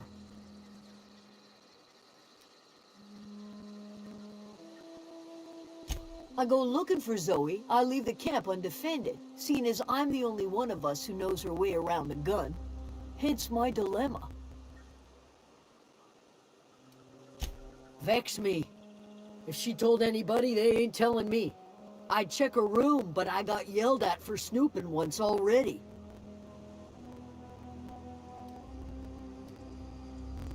Could be. Dangers aplenty out there. No telling why marauders would steal somebody like Zoe. Got no useful skills far as I could tell.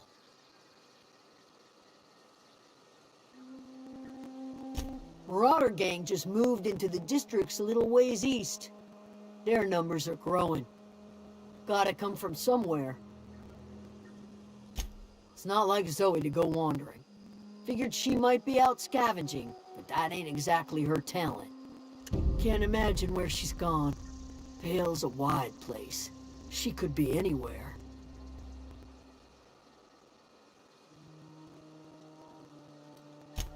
Appreciate it. Honest. Over in the hothouse, tending crop.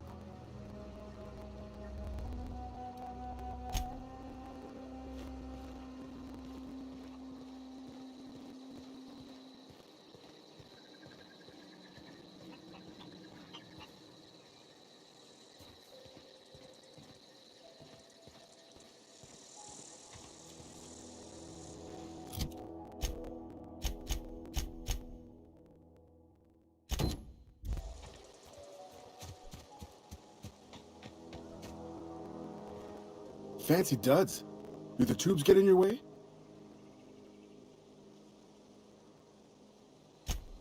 You mean Zoe? Yeah, we were pretty close. Not like her to go loping off. Zoe and I were gonna watch the serials, as is our custom. She never turned up. I looked around, but she was nowhere to be found.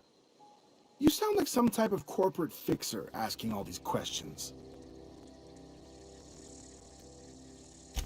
Zoe was always obsessed with this serial. Masked Marketeer. A scion of Byzantium turns to banditry and teaches his marauder companions the wisdom of free market economics. Shame she up and vanished when she did. I had a surprise lined up for her. The other day I got my hands on a genuine copy of the latest Masked Marketeer. I was gonna surprise Zoe with it, but she was gone the next day. Can't say I recall Zoe ever acting strange. Well, except for her habit of writing things down on scraps of paper. She called it journaling, but I think it's just plain odd. Hey, I got time. Fresh off the limb, and that includes canid meat.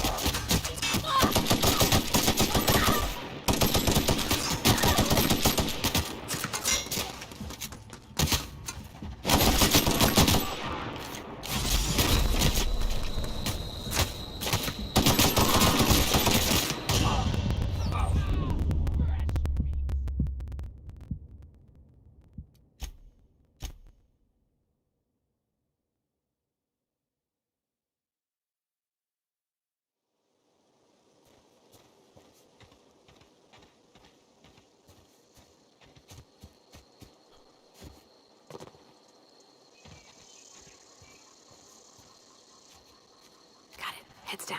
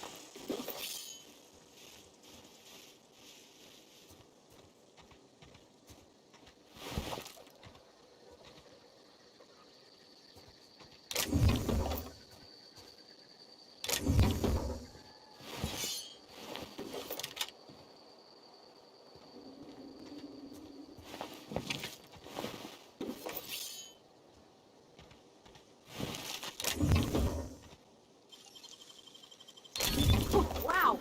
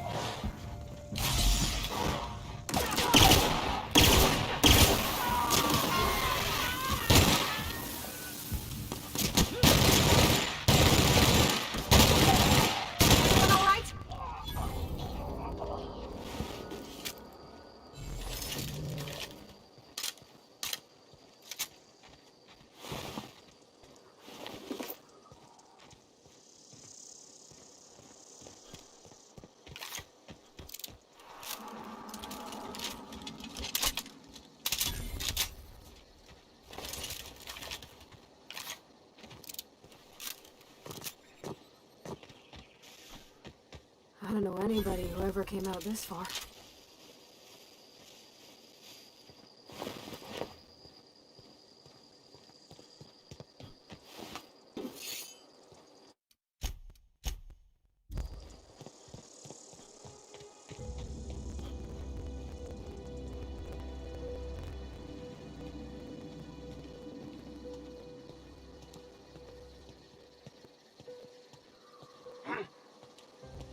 You hiding? You scared? Stand and deliver! Always wanted to say that.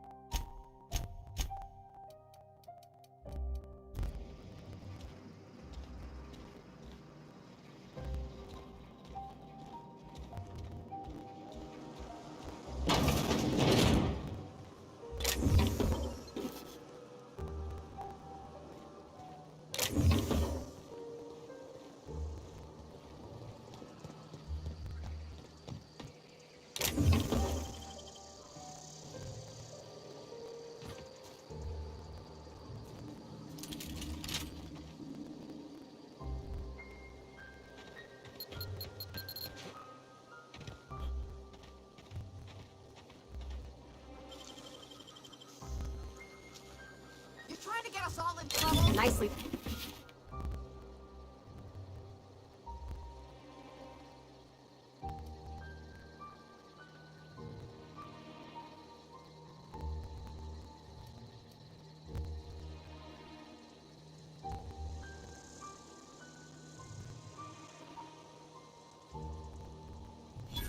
I don't have time for this.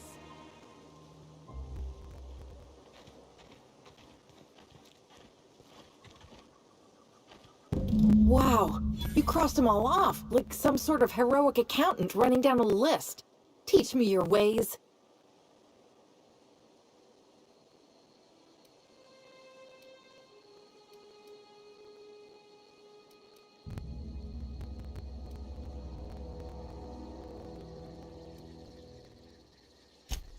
Oh, well that's a shame. I mean, I could pay you in Adrena time, but I've already bartered most of my stash over to these poor saps. You, on the other hand, you were a sight to behold. If I had half your skills, I'd be the greatest outlaw the coast has ever seen.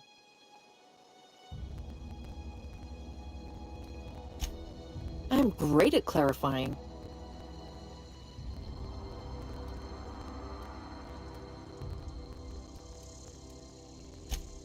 I got kicked out of Edgewater on account of falling sick with plague and stealing some medicine to treat myself. I'd heard some outlaws set up camp in the botanical labs.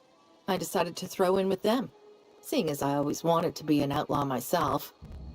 Instead, what do I find but a bunch of former workers camped out around a greenhouse?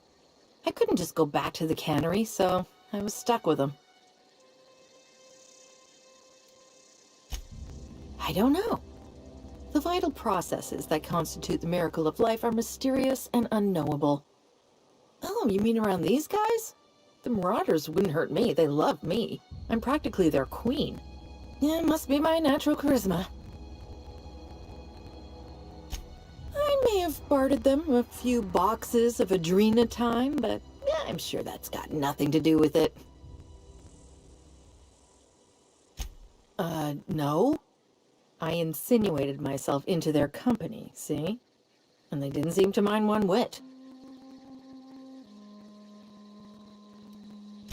I've got all the time in Halcyon.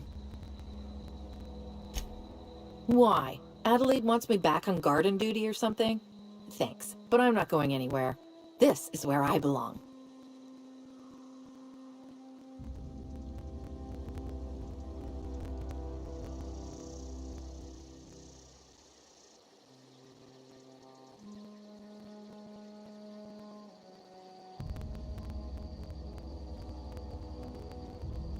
I doubt that. Nobody in that camp really cared about me.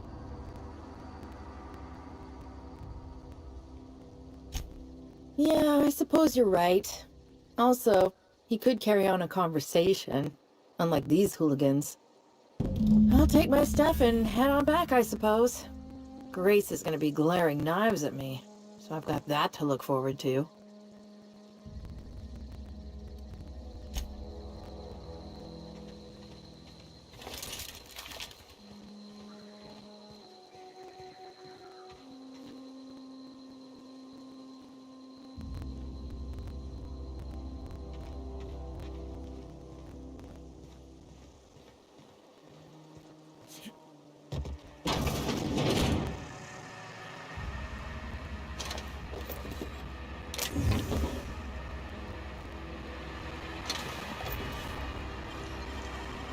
Clever.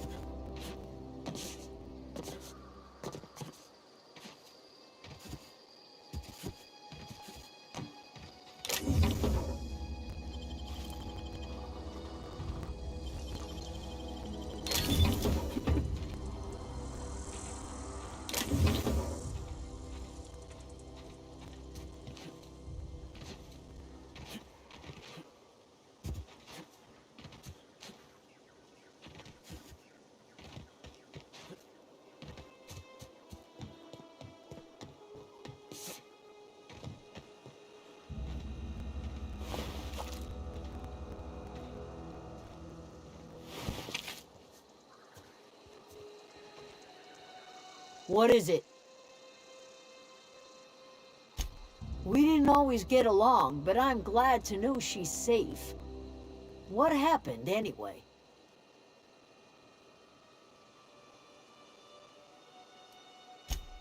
You pretty much did my job for me. Least I could do is pay you for your trouble. Let me know if I can do something for you.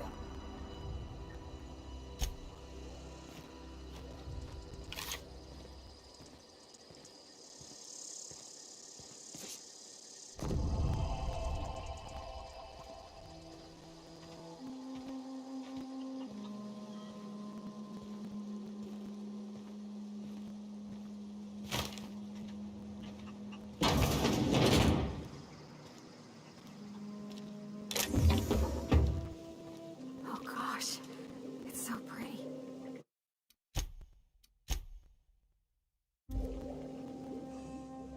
If you're hungry, there's meat turning on the spit outside. If you're bearing illness, find a place to lay your head down and I'll fetch you a poultice. Whatever your troubles with Edgewater, leave them at the gates and be welcomed here. Any questions, dear? I have been called that, among other things. Green Thumb, grandmother, the strange old lady who keeps flowers. But yes, Adelaide will do just fine. Excuse me, Miss McDevitt? Sorry, it's just... You got such pretty trees in here. Why, thank you. You're Robert's girl, aren't you? I remember when you were but a sprout. Thomas speaks of you often. Are you staying long? You should try some of my tobaccorn tea. I brew it in an old spittoon, but it's been cleaned.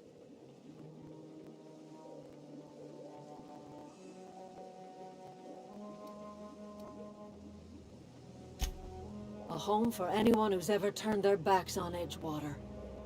A home for those of us with nowhere left to go and nothing to lose. So, like the spores of the puffball, cast on the wind and alighting on fresh soil, we put down new roots. It is an unpleasant story, dear. But the short of it is that sometimes one wakes up and realizes the place that was once her home for much of her life has changed. The home in which we spent our lives has left us behind, and so we must move on. And that is as much as I will say on the subject. Reed Thompson, you here on behalf of that cold-eyed reptile? Let's hear it. What's Reed's idea of peace, then?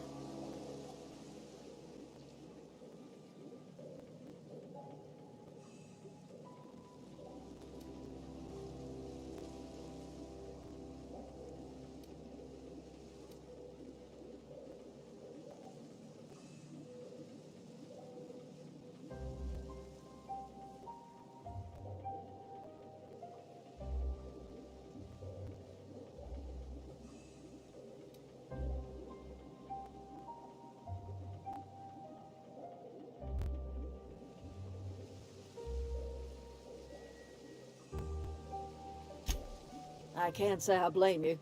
Reed is positively soporific.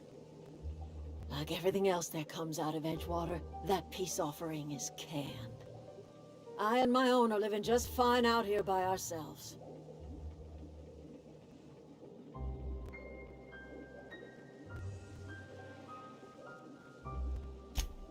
He would do such a thing. The question is, why would you agree to his plans?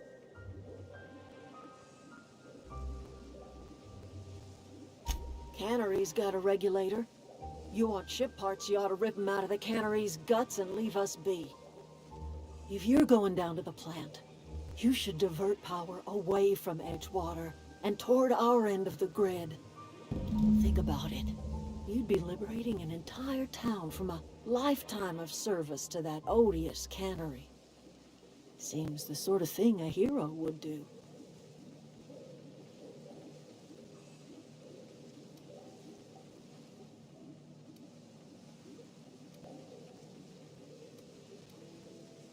You've seen that miserable excuse for a town with your own lamps. Hollowed out workers laboring their lives away at the cannery, living off whatever scraps Spacer's choice throws them. You know that's true, don't you, Miss Holcomb? Your father died of overwork. His heart gave out. He was tired all the time, sure, but he was old, ma'am, and he raised me all by his lonesome. Look what they did to this child. Lost her family to the company, and still she defends them.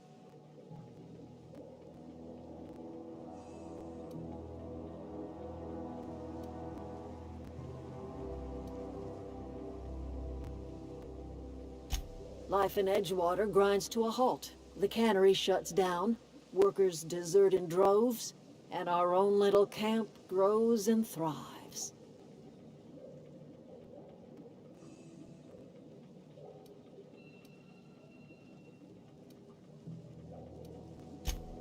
I trust you will listen to your conscience.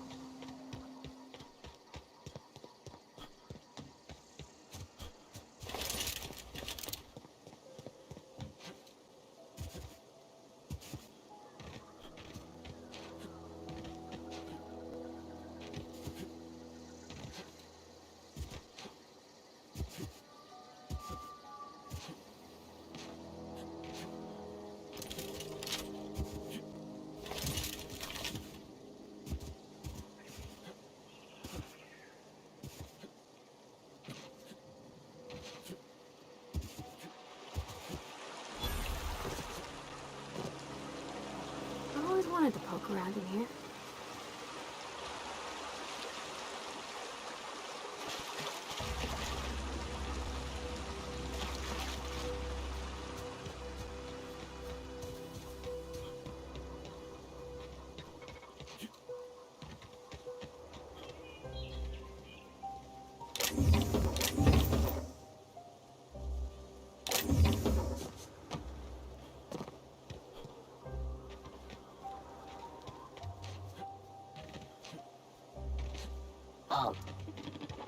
Incoming!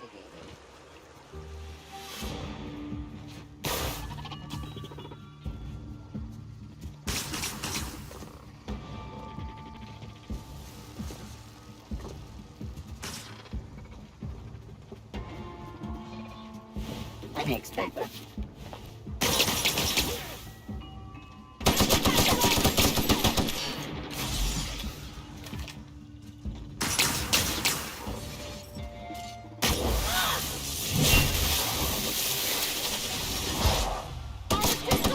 Hit him with something else!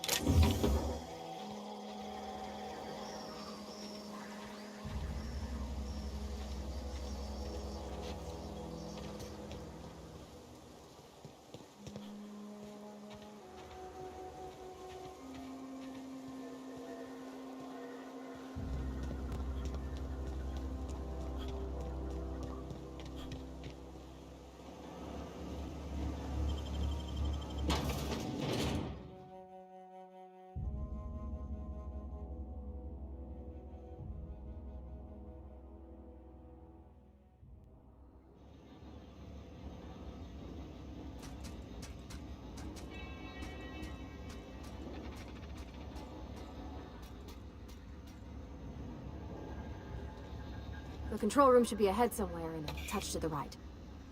I hope we're doing the right thing.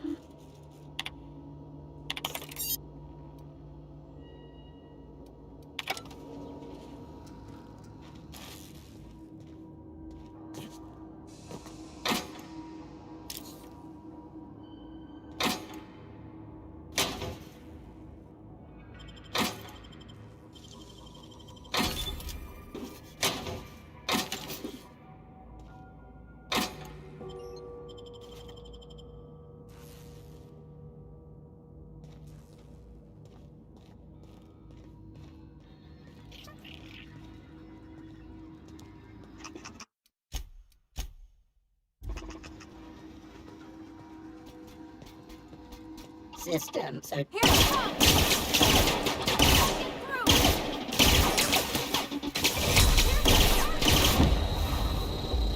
We did it!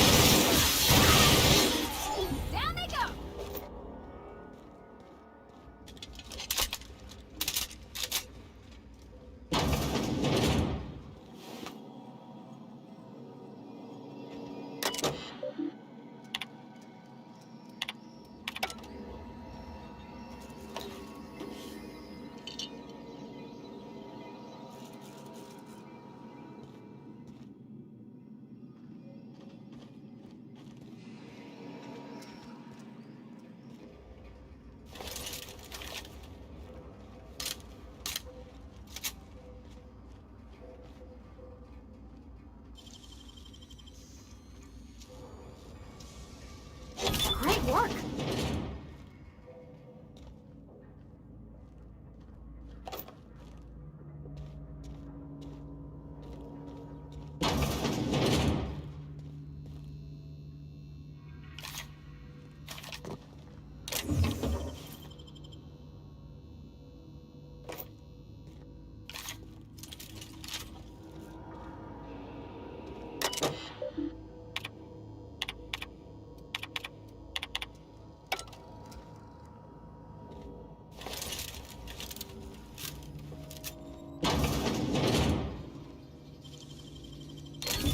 You're fast.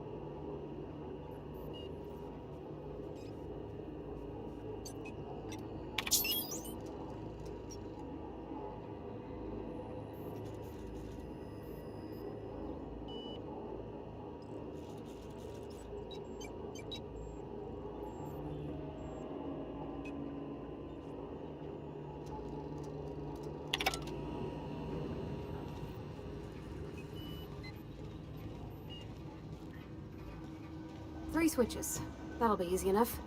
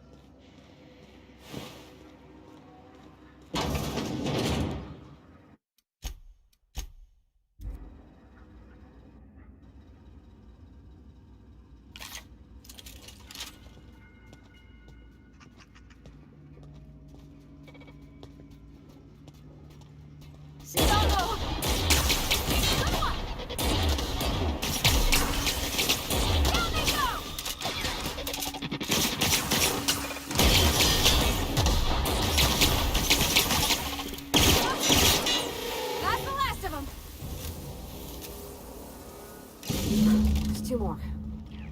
What'll happen to Miss McDevitt's folk if we send power to the Vale?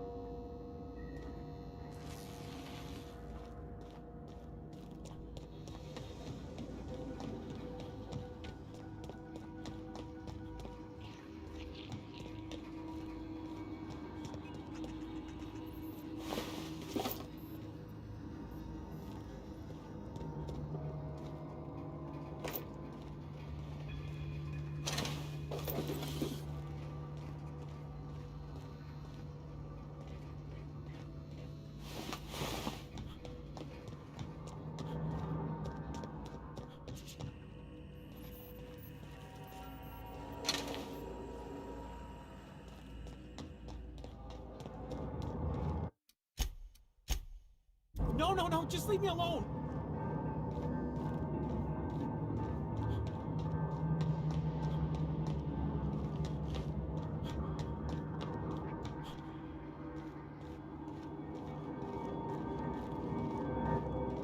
You're not real! You're not real!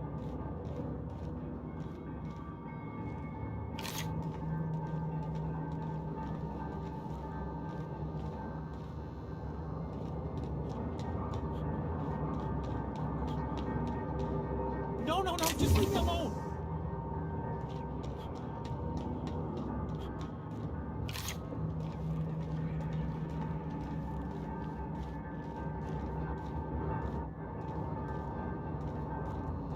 You're not real! You're not real! You're not real! You're not real! Get away from me, Phantom! Shoot! Scram! You can talk? The Phantom's never talked before. I knew I shouldn't have eaten that sprat raw. See? See, Higgins? This is why you must always boil your sprats before ingesting.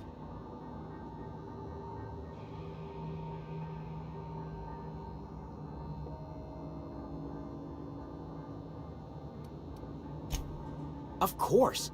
Sprats are an excellent source for my daily recommended intake of mercury. Chester D. Higgins. The D stands for definitely not insane. I use it as a reminder.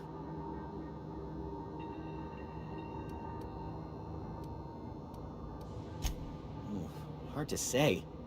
By my reckoning, Higgins has been here somewhere between 2 weeks and forever. My recollection's a touch fuzzy these days. Oh, Higgins has been many things over the years. Sprat Wrangler, Saltuna Critic, Aetherwave Personality, Chairman of the Board, Galactic Defender, Sisty Pig Tycoon. I've come a long way for someone who started off as a simple engineer right here in this plant. I specialized in automechanicals, drones, sentries, repaired them, maintained, upgraded, did it all from my old workroom just over in the next section.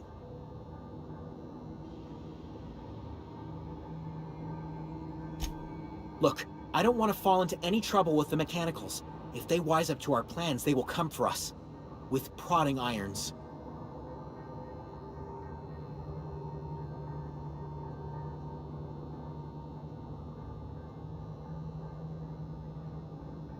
You know, you remind me of myself back when I was an intergalactic adventurer.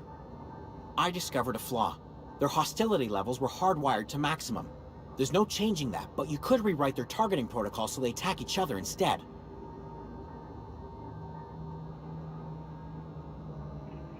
Yes, that's exactly it. I see you're also versed in the noble art of mechanical engineering. There's a behavior control terminal in the other room. It should have options to change how the mechanicals act, including whom they shoot at. Oh, now that reminds me. You'll need my passcode to access the behavior control terminal. Here, let me just write it down for you.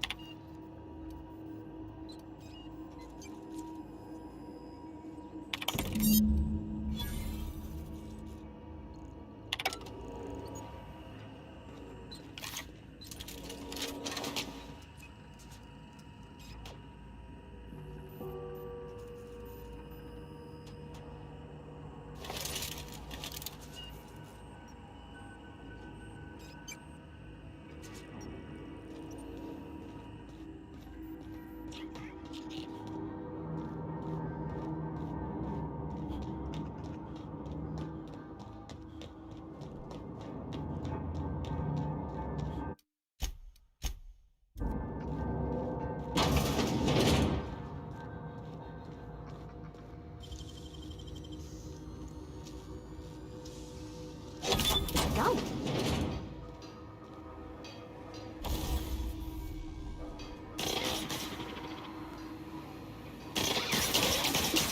Mind the steam.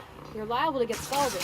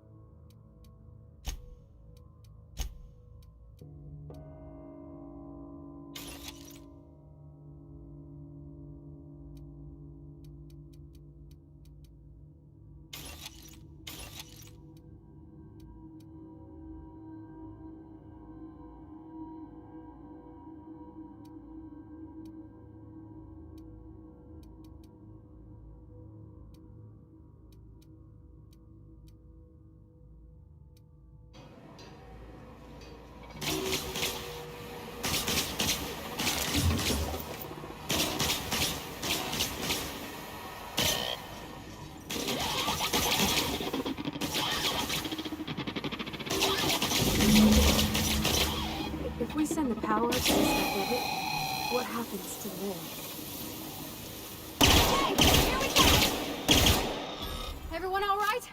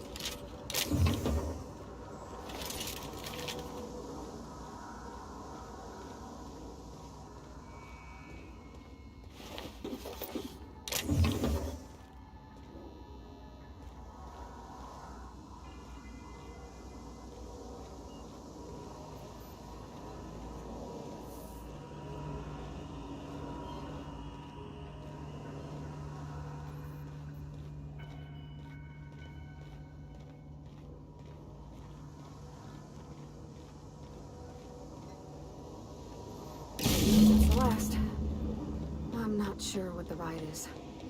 Alls I know is the decision's final.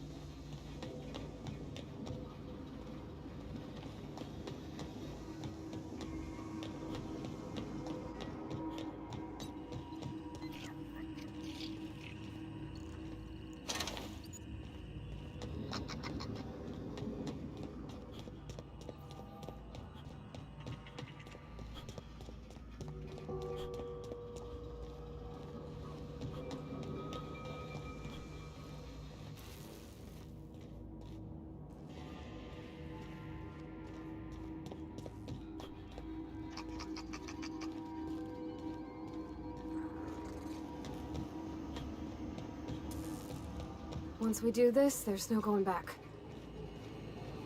Hey, mister? Look, I know you want your power regulator and all, but I just gotta ask you. Do you understand what you're about to do?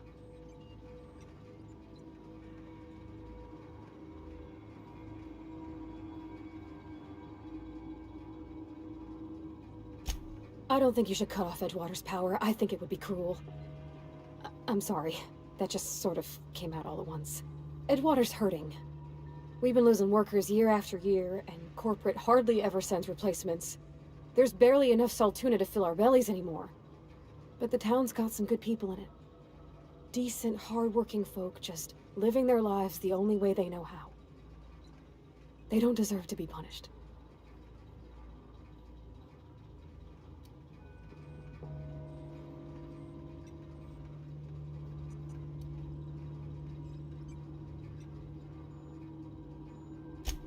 Miss McDevitt's built something beautiful. Somehow, she's talked the ground into giving life again. It's plain to see she's made the Vale a better place. Fed the hungry, tended the sick. Gave a home to those that had none. But Miss McDevitt delights in Edgewater's suffering. She wants to hurt the town. Do you really want to be party to that kind of hatred?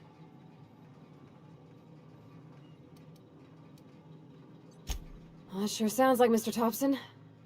If he was standing here, I imagine he'd remind us of how we're all one big, happy Spacer's Choice family. In Mr. Thompson's eyes, those deserters are still part of the Spacer's Choice family. The family must work together in order to survive. I hate to say it, but I think Mr. Thompson's got a point. Unless those deserters come back, Edgewater's as good as dead. Cutting off their power might be the only way.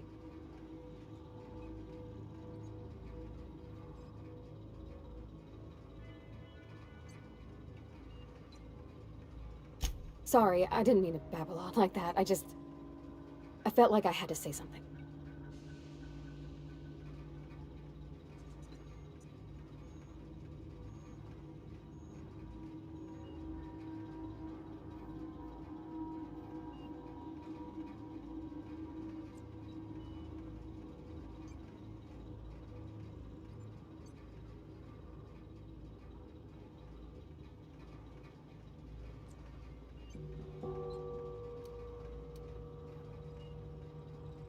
Really?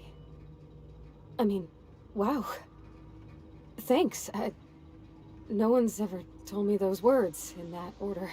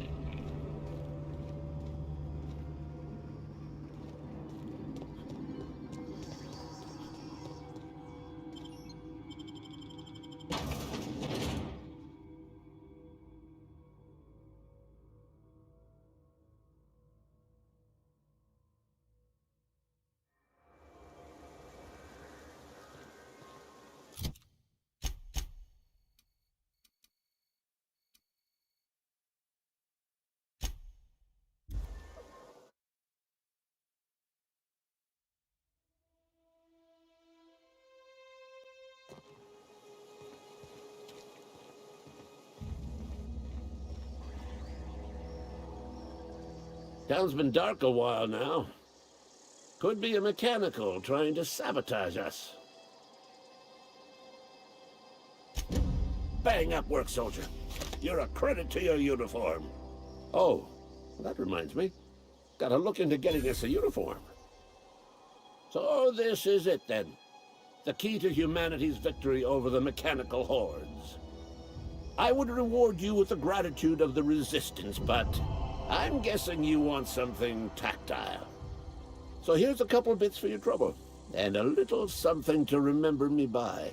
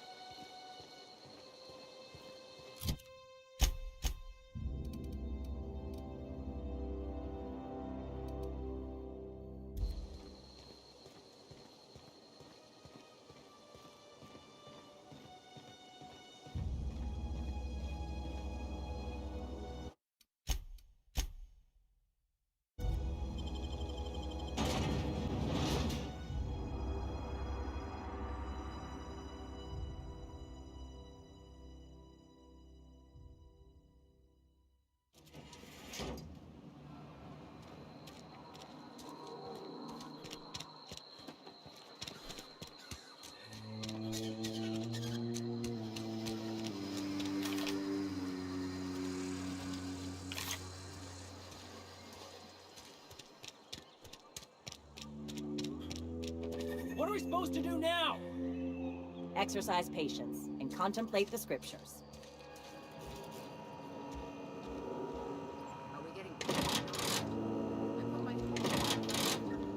Pete hiding in there?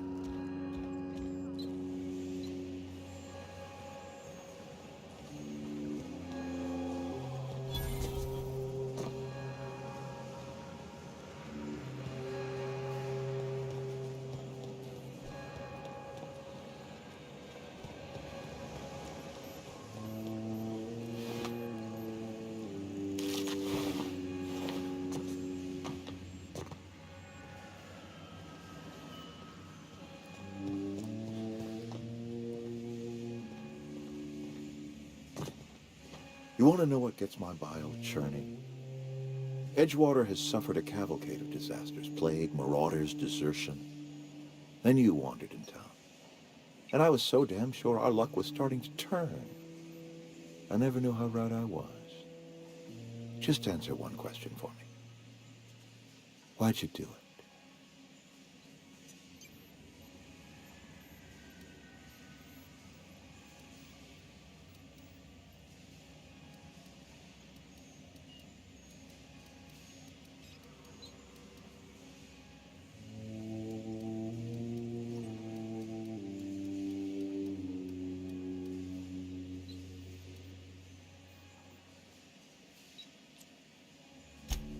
That power regulator is company property.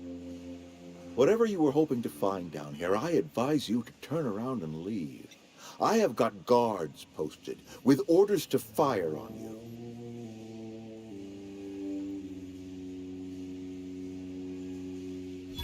All right, easy now. Let's not do anything we'll regret. I'll order my guards to stand down. Take what you came for and then leave us be.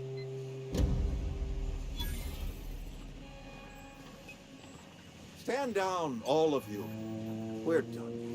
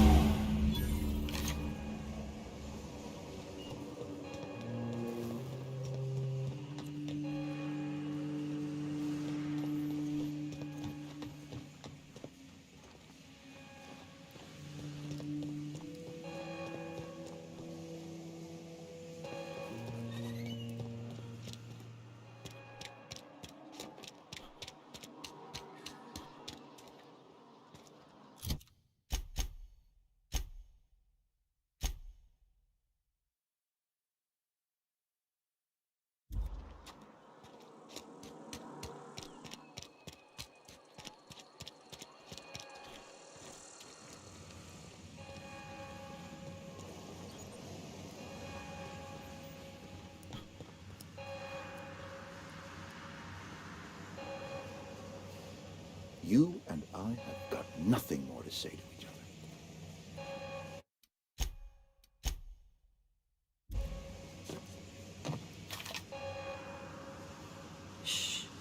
We can handle this! Are you out of your mind?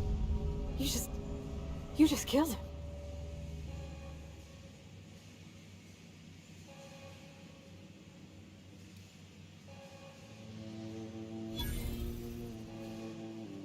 You enjoyed that? Are you some kind of psychopath? I can't. I need to leave. I need to get away from here. I need to get away from you.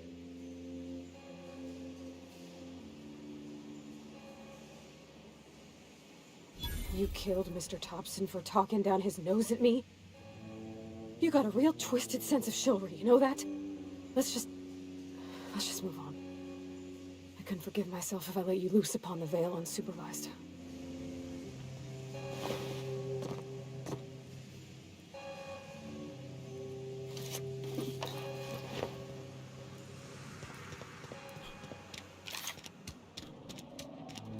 Maybe Adelaide was right to leave.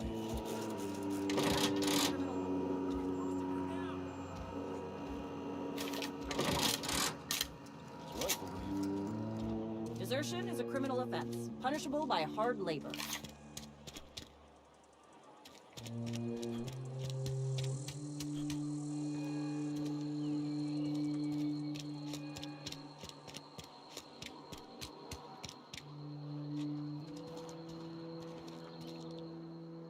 I can't stop thinking on Edgewater, Captain. I'm glad the deserters are gonna be alright now they got power, but what about the town? All those people.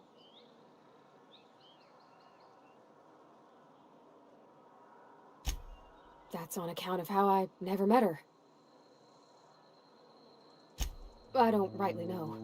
She was in another division of the Spacer's Choice family. She worked in the Vale a few months, sorting the cannery computers. Her contract said any kids she had, expected or not, belonged to her office from the time of conception. So when I was born, I got sent here. Well, I don't know about normal. Dad said she worked under some kind of special contract. It's sensible. Dad just fixed machines. She did some kind of crazy math, high-level stuff. Better to raise me on his time than hers.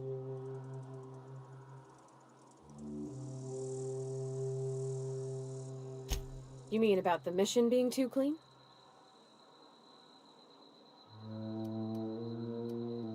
Sorry. I know, it's none of my business.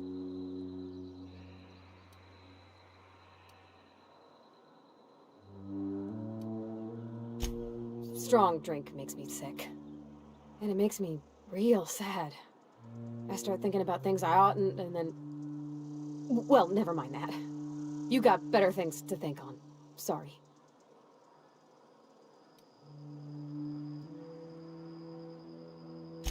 I'm sorry, I shouldn't have said anything.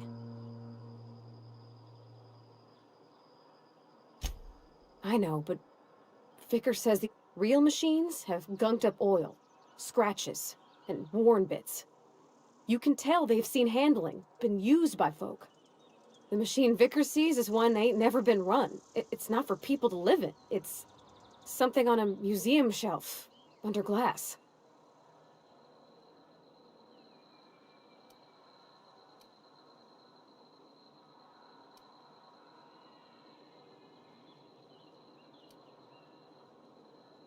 Fixing the universe is a job for somebody way better than the likes of me.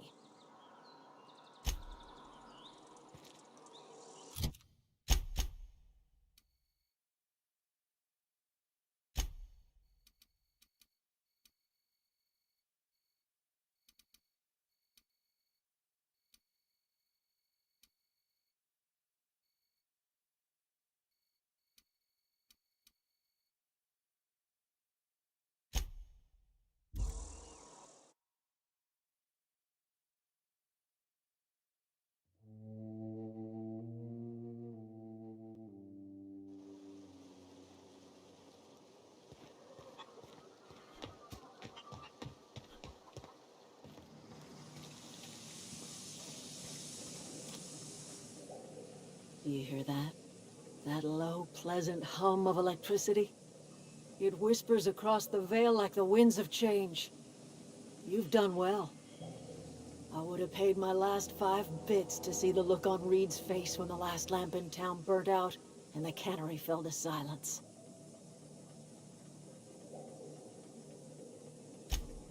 My son worked in that cannery. When the plague started coming, he was one of the first to fall sick. We had a store of medicine locked away, but Reed refused to treat him. Said my boy didn't deserve treatment. Said the medicine would have been wasted on him. So I buried my boy in the cemetery, gathered my belongings, and left. That's as much of the story as you need to hear. Time's come to look toward the future. We'll grow, I expect. A lot of workers out there with nowhere else to go.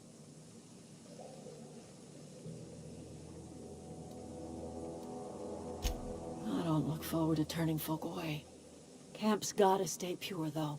Can't have corporate loyalists mixing with us, no matter how desperate they may be. I am curious. Why did you help us?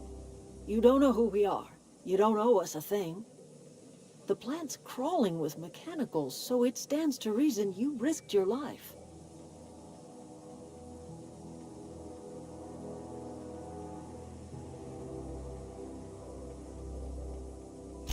You're not quite like anyone else I've met.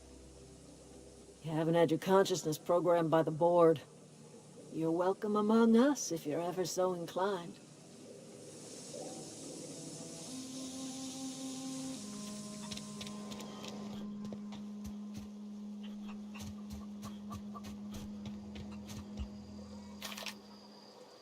Zoe says she fought her way out of a marauder camp with her own bare hands. Fresh off the limb, and that includes canid meat.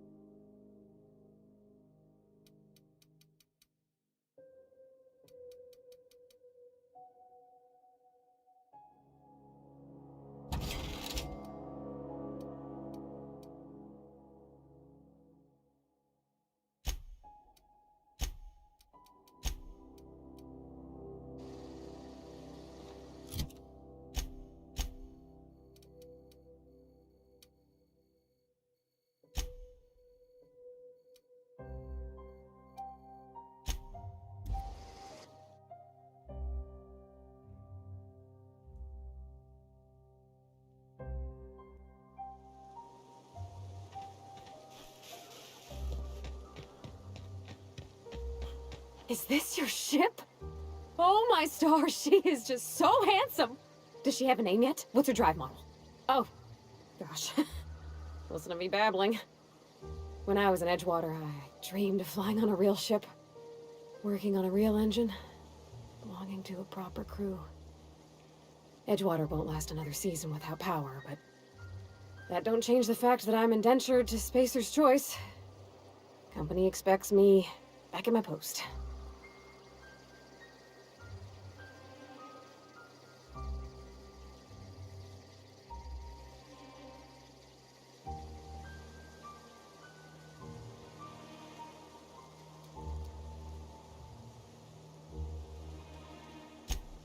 I have imagined it, but until you came along, I never thought I had the choice. I want to ask you something, and you can say no, but can I come with you? I could tend to your engine. I know my G-valves from my catalyzers, and I can keep your ship singing. And if you ever need a pair of eyes watching your back, I can do that too. What do you think?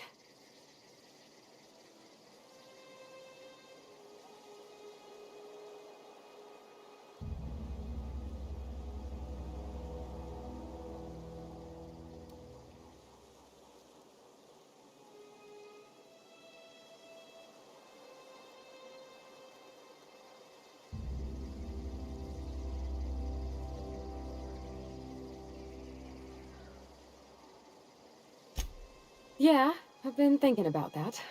I never got along with Mr. Thompson, but I don't think he deserved to die.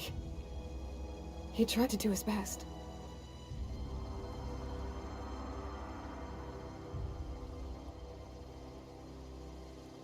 I don't know about that. Mr. Thompson wasn't an evil man. He wasn't given to violence. Though if Miss McDevitt were here, I wager she'd agree with you. I had my misgivings about Miss McDevitt and the deserters, but you took pity on them and sent power to their garden even though you knew Mr. Thompson would hate you for it. All this time, you've been determined to get your regulator back, get your ship up and running, and cut a path out of this place. And well, I won it.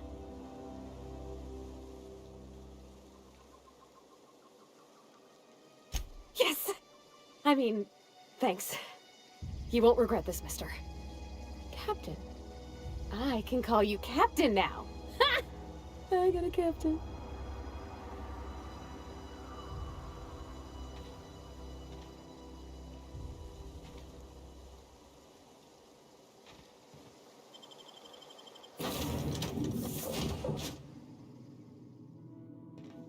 Well, I certainly am looking forward to flying on a ship named the Unreliable.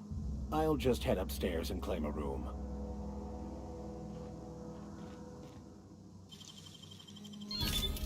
Nice.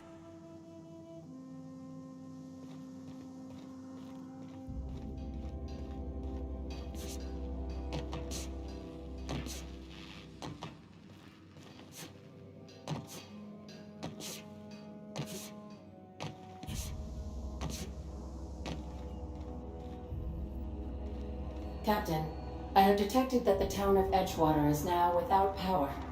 I appreciate you doing your part to hasten their demise.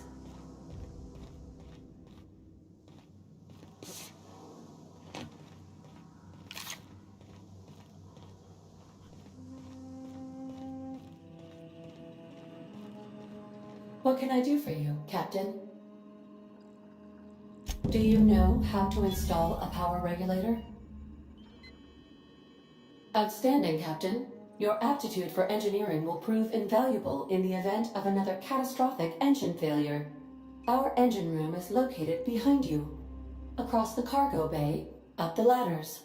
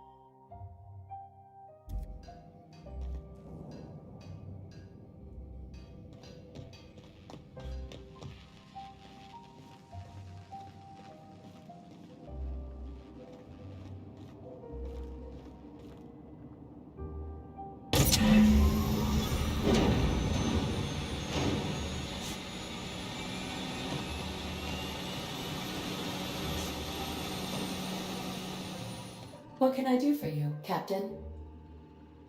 All systems are operating within acceptable parameters. I am prepared to bring the unreliable into low-altitude orbit. This should prove an adequate test of our flight capabilities.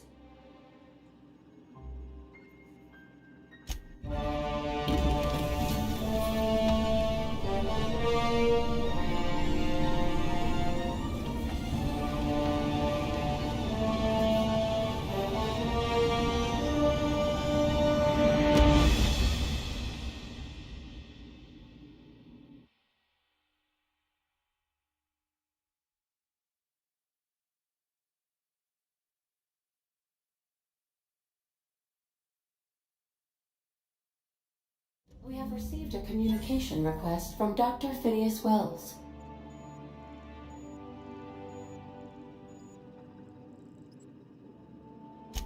Aha, there you are. Hale and hearty, and captain of your own ship.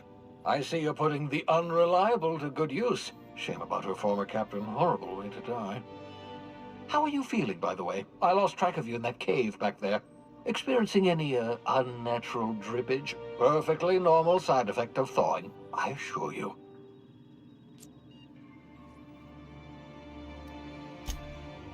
Oh, that, yes, that's probably permanent. I wouldn't worry about it, though. I'm sure you're fine. What you saw in Emerald Vale is happening all across the colony. Food shortages, lack of supplies, and basic necessities. We're dying. The chairman, the minister, and all their lackeys on the board are to blame. The Hope has some of the brightest minds Earth ever sent us. If we can revive the Hope's colonists, they can help us undo the board's mistakes. They can help us set things right. You need to get to Stellar Bay on Monarch. I have contacts there. They'll help me, help us, find the chemicals to revive your fellow colonists. Gladys Kelly, lovely woman, runs a cozy little black marketing outfit on the Groundbreaker. She can get you a nav key to land on Stellar Bay.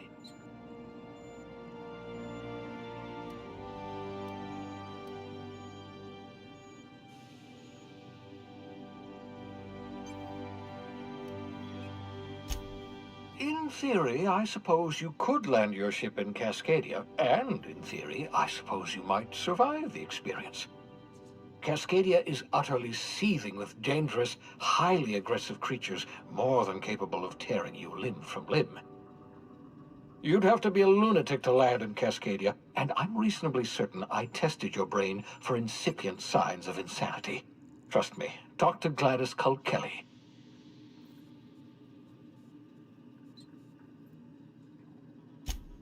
Excellent. I'll send her a wireless. Let her know you're coming. By the way, I gave Captain Hawthorne a disguise apparatus of my own design, cutting-edge technology years ahead of its time. I call it the Holographic Shroud. I'm sure it will prove remarkably useful to you. You'll find it in the captain's quarters. Excellent. I'll contact you once you've found a way to get to Stellar Bay. If you have any questions, come see me in my lab. And remember, don't trust the board. They'll try to win you over with promises of wealth and power, but it's a lie. The board's only interested in filling their own pockets. If we don't put a stop to them, they're going to run this colony to the ground. Transmission ended. If you are ready to depart, please select a destination on your navigation terminal.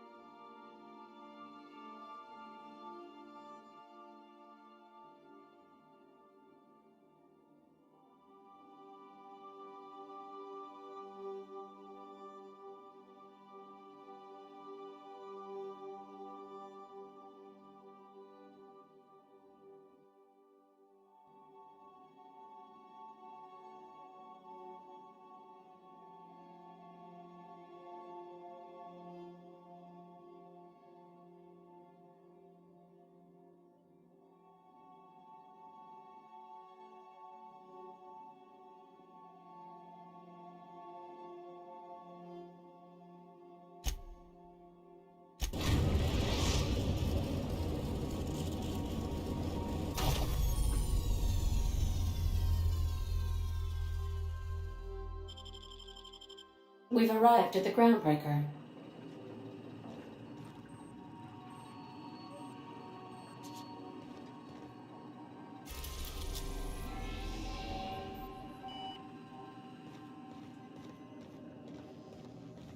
Can we talk?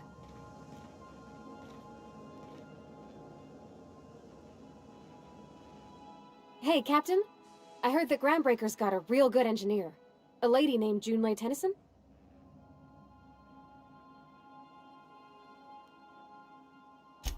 I was thinking that maybe I ought to meet her. If you got time to swing us by, I mean. I don't got much experience fixing actual spaceships. I bet you a can of Borston beans she could teach me all manner of stuff.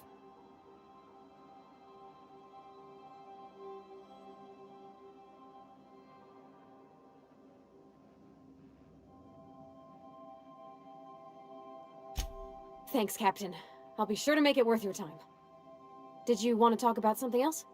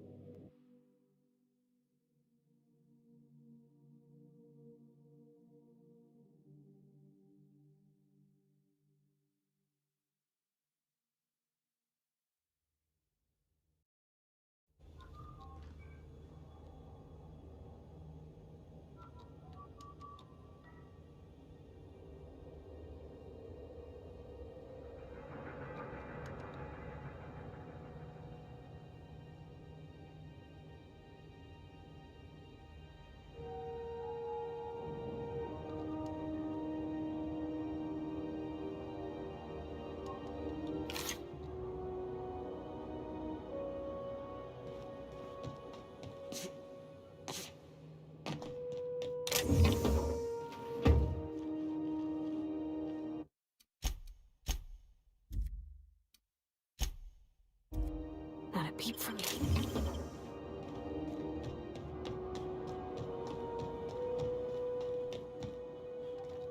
Just checking your ship's manifest. Standard procedure. Welcome to Groundbreaker, by the by. Captain. Hey, Captain. I'm in space. I never thought I'd be able to say that.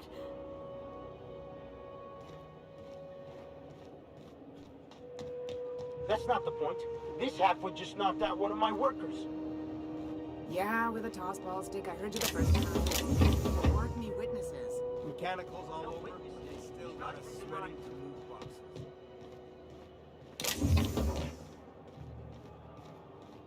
It's always fucking freezing in the base.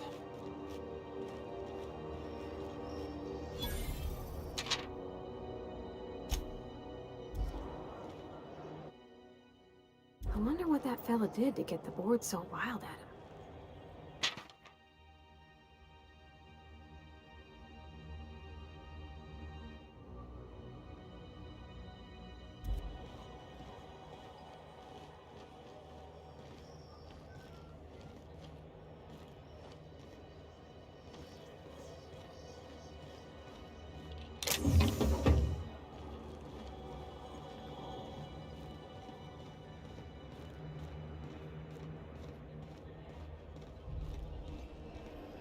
Something the matter?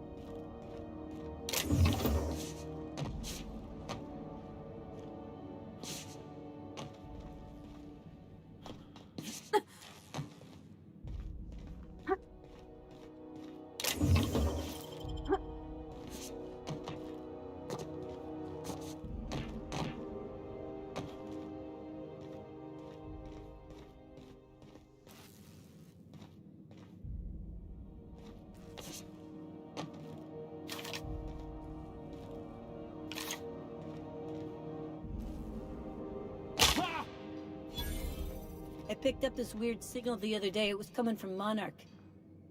Here we go again.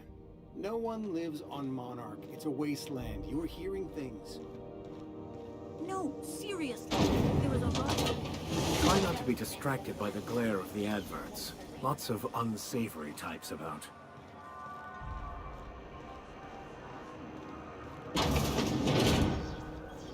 Ooh, can we rent an upstairs room?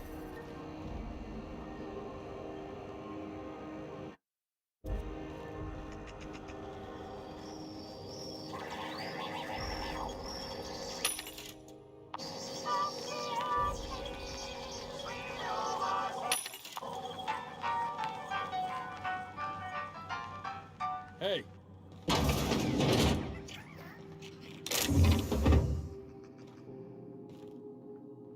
Bless my heart. A stranger come knocking on a poor old woman's door. You here for a particular reason?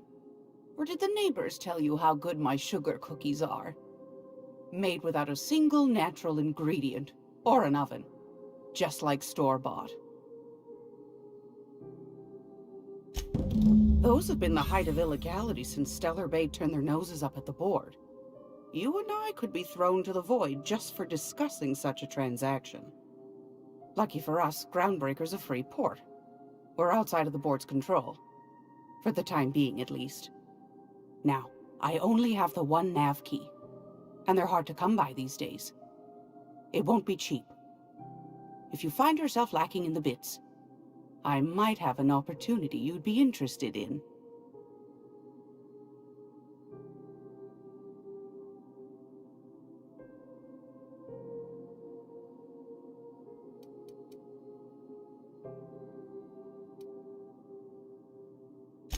Phineas, that old kook. He was quite the dancer back in his prime, did he tell you?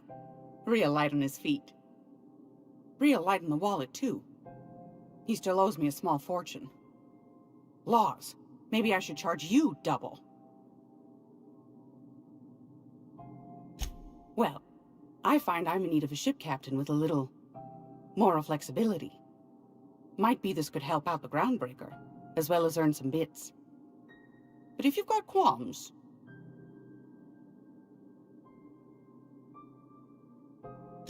Do you know Edna, over in engineering? Sweet as a pea, that one. On occasion, she'll pass along transmissions I might find interesting. She sent me a recording of a distress signal she'd scraped from the Groundbreaker's comm array. Curious thing is, it came from an outpost called Roseway. And Auntie Cleo abandoned that place years ago. You've got an ear for intrigue and a nose for bits. I like that. Here's a copy of the SOS recording, complete with the coordinates. If you should find a secret worth selling, might be I could find a buyer. Corporate bigwigs will pay top bit for inside information on their competitors. The more we got the corps fighting each other, the less time they got to meddle in our affairs. Don't forget to come find old Gladys when you're done. Might want to acquaint yourself with Junlei Tennyson, Groundbreaker's chief. She's been trying to get a handle on this heat problem we've got. You'll find her fretting in engineering. I'd say she's a sweet girl, but law forfend someone call me a liar.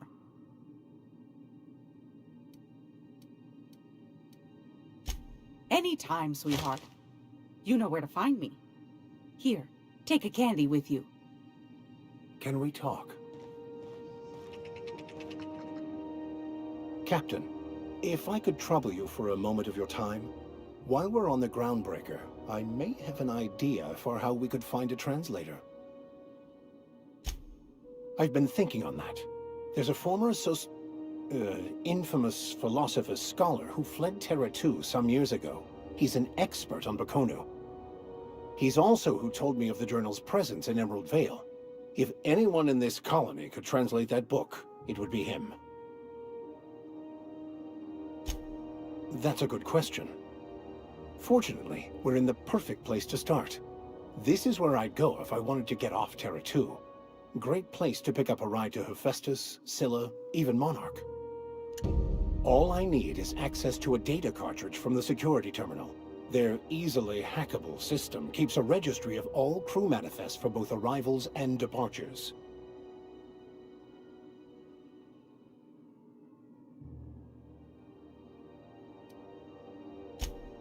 Before I transferred to Edgewater, I had a wealth of time to develop certain, secular skills during my years serving a particular penitentiary flock. I meditated, led sermons, provided guidance to the inmates as needed, of course.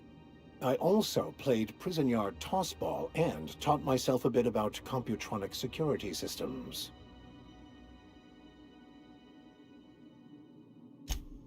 Thank you, Captain. Where are we headed?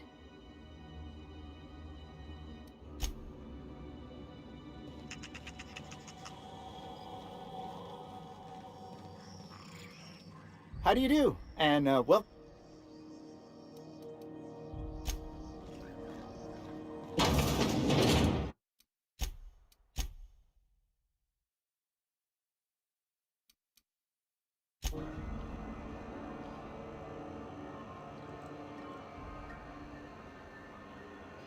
Sure.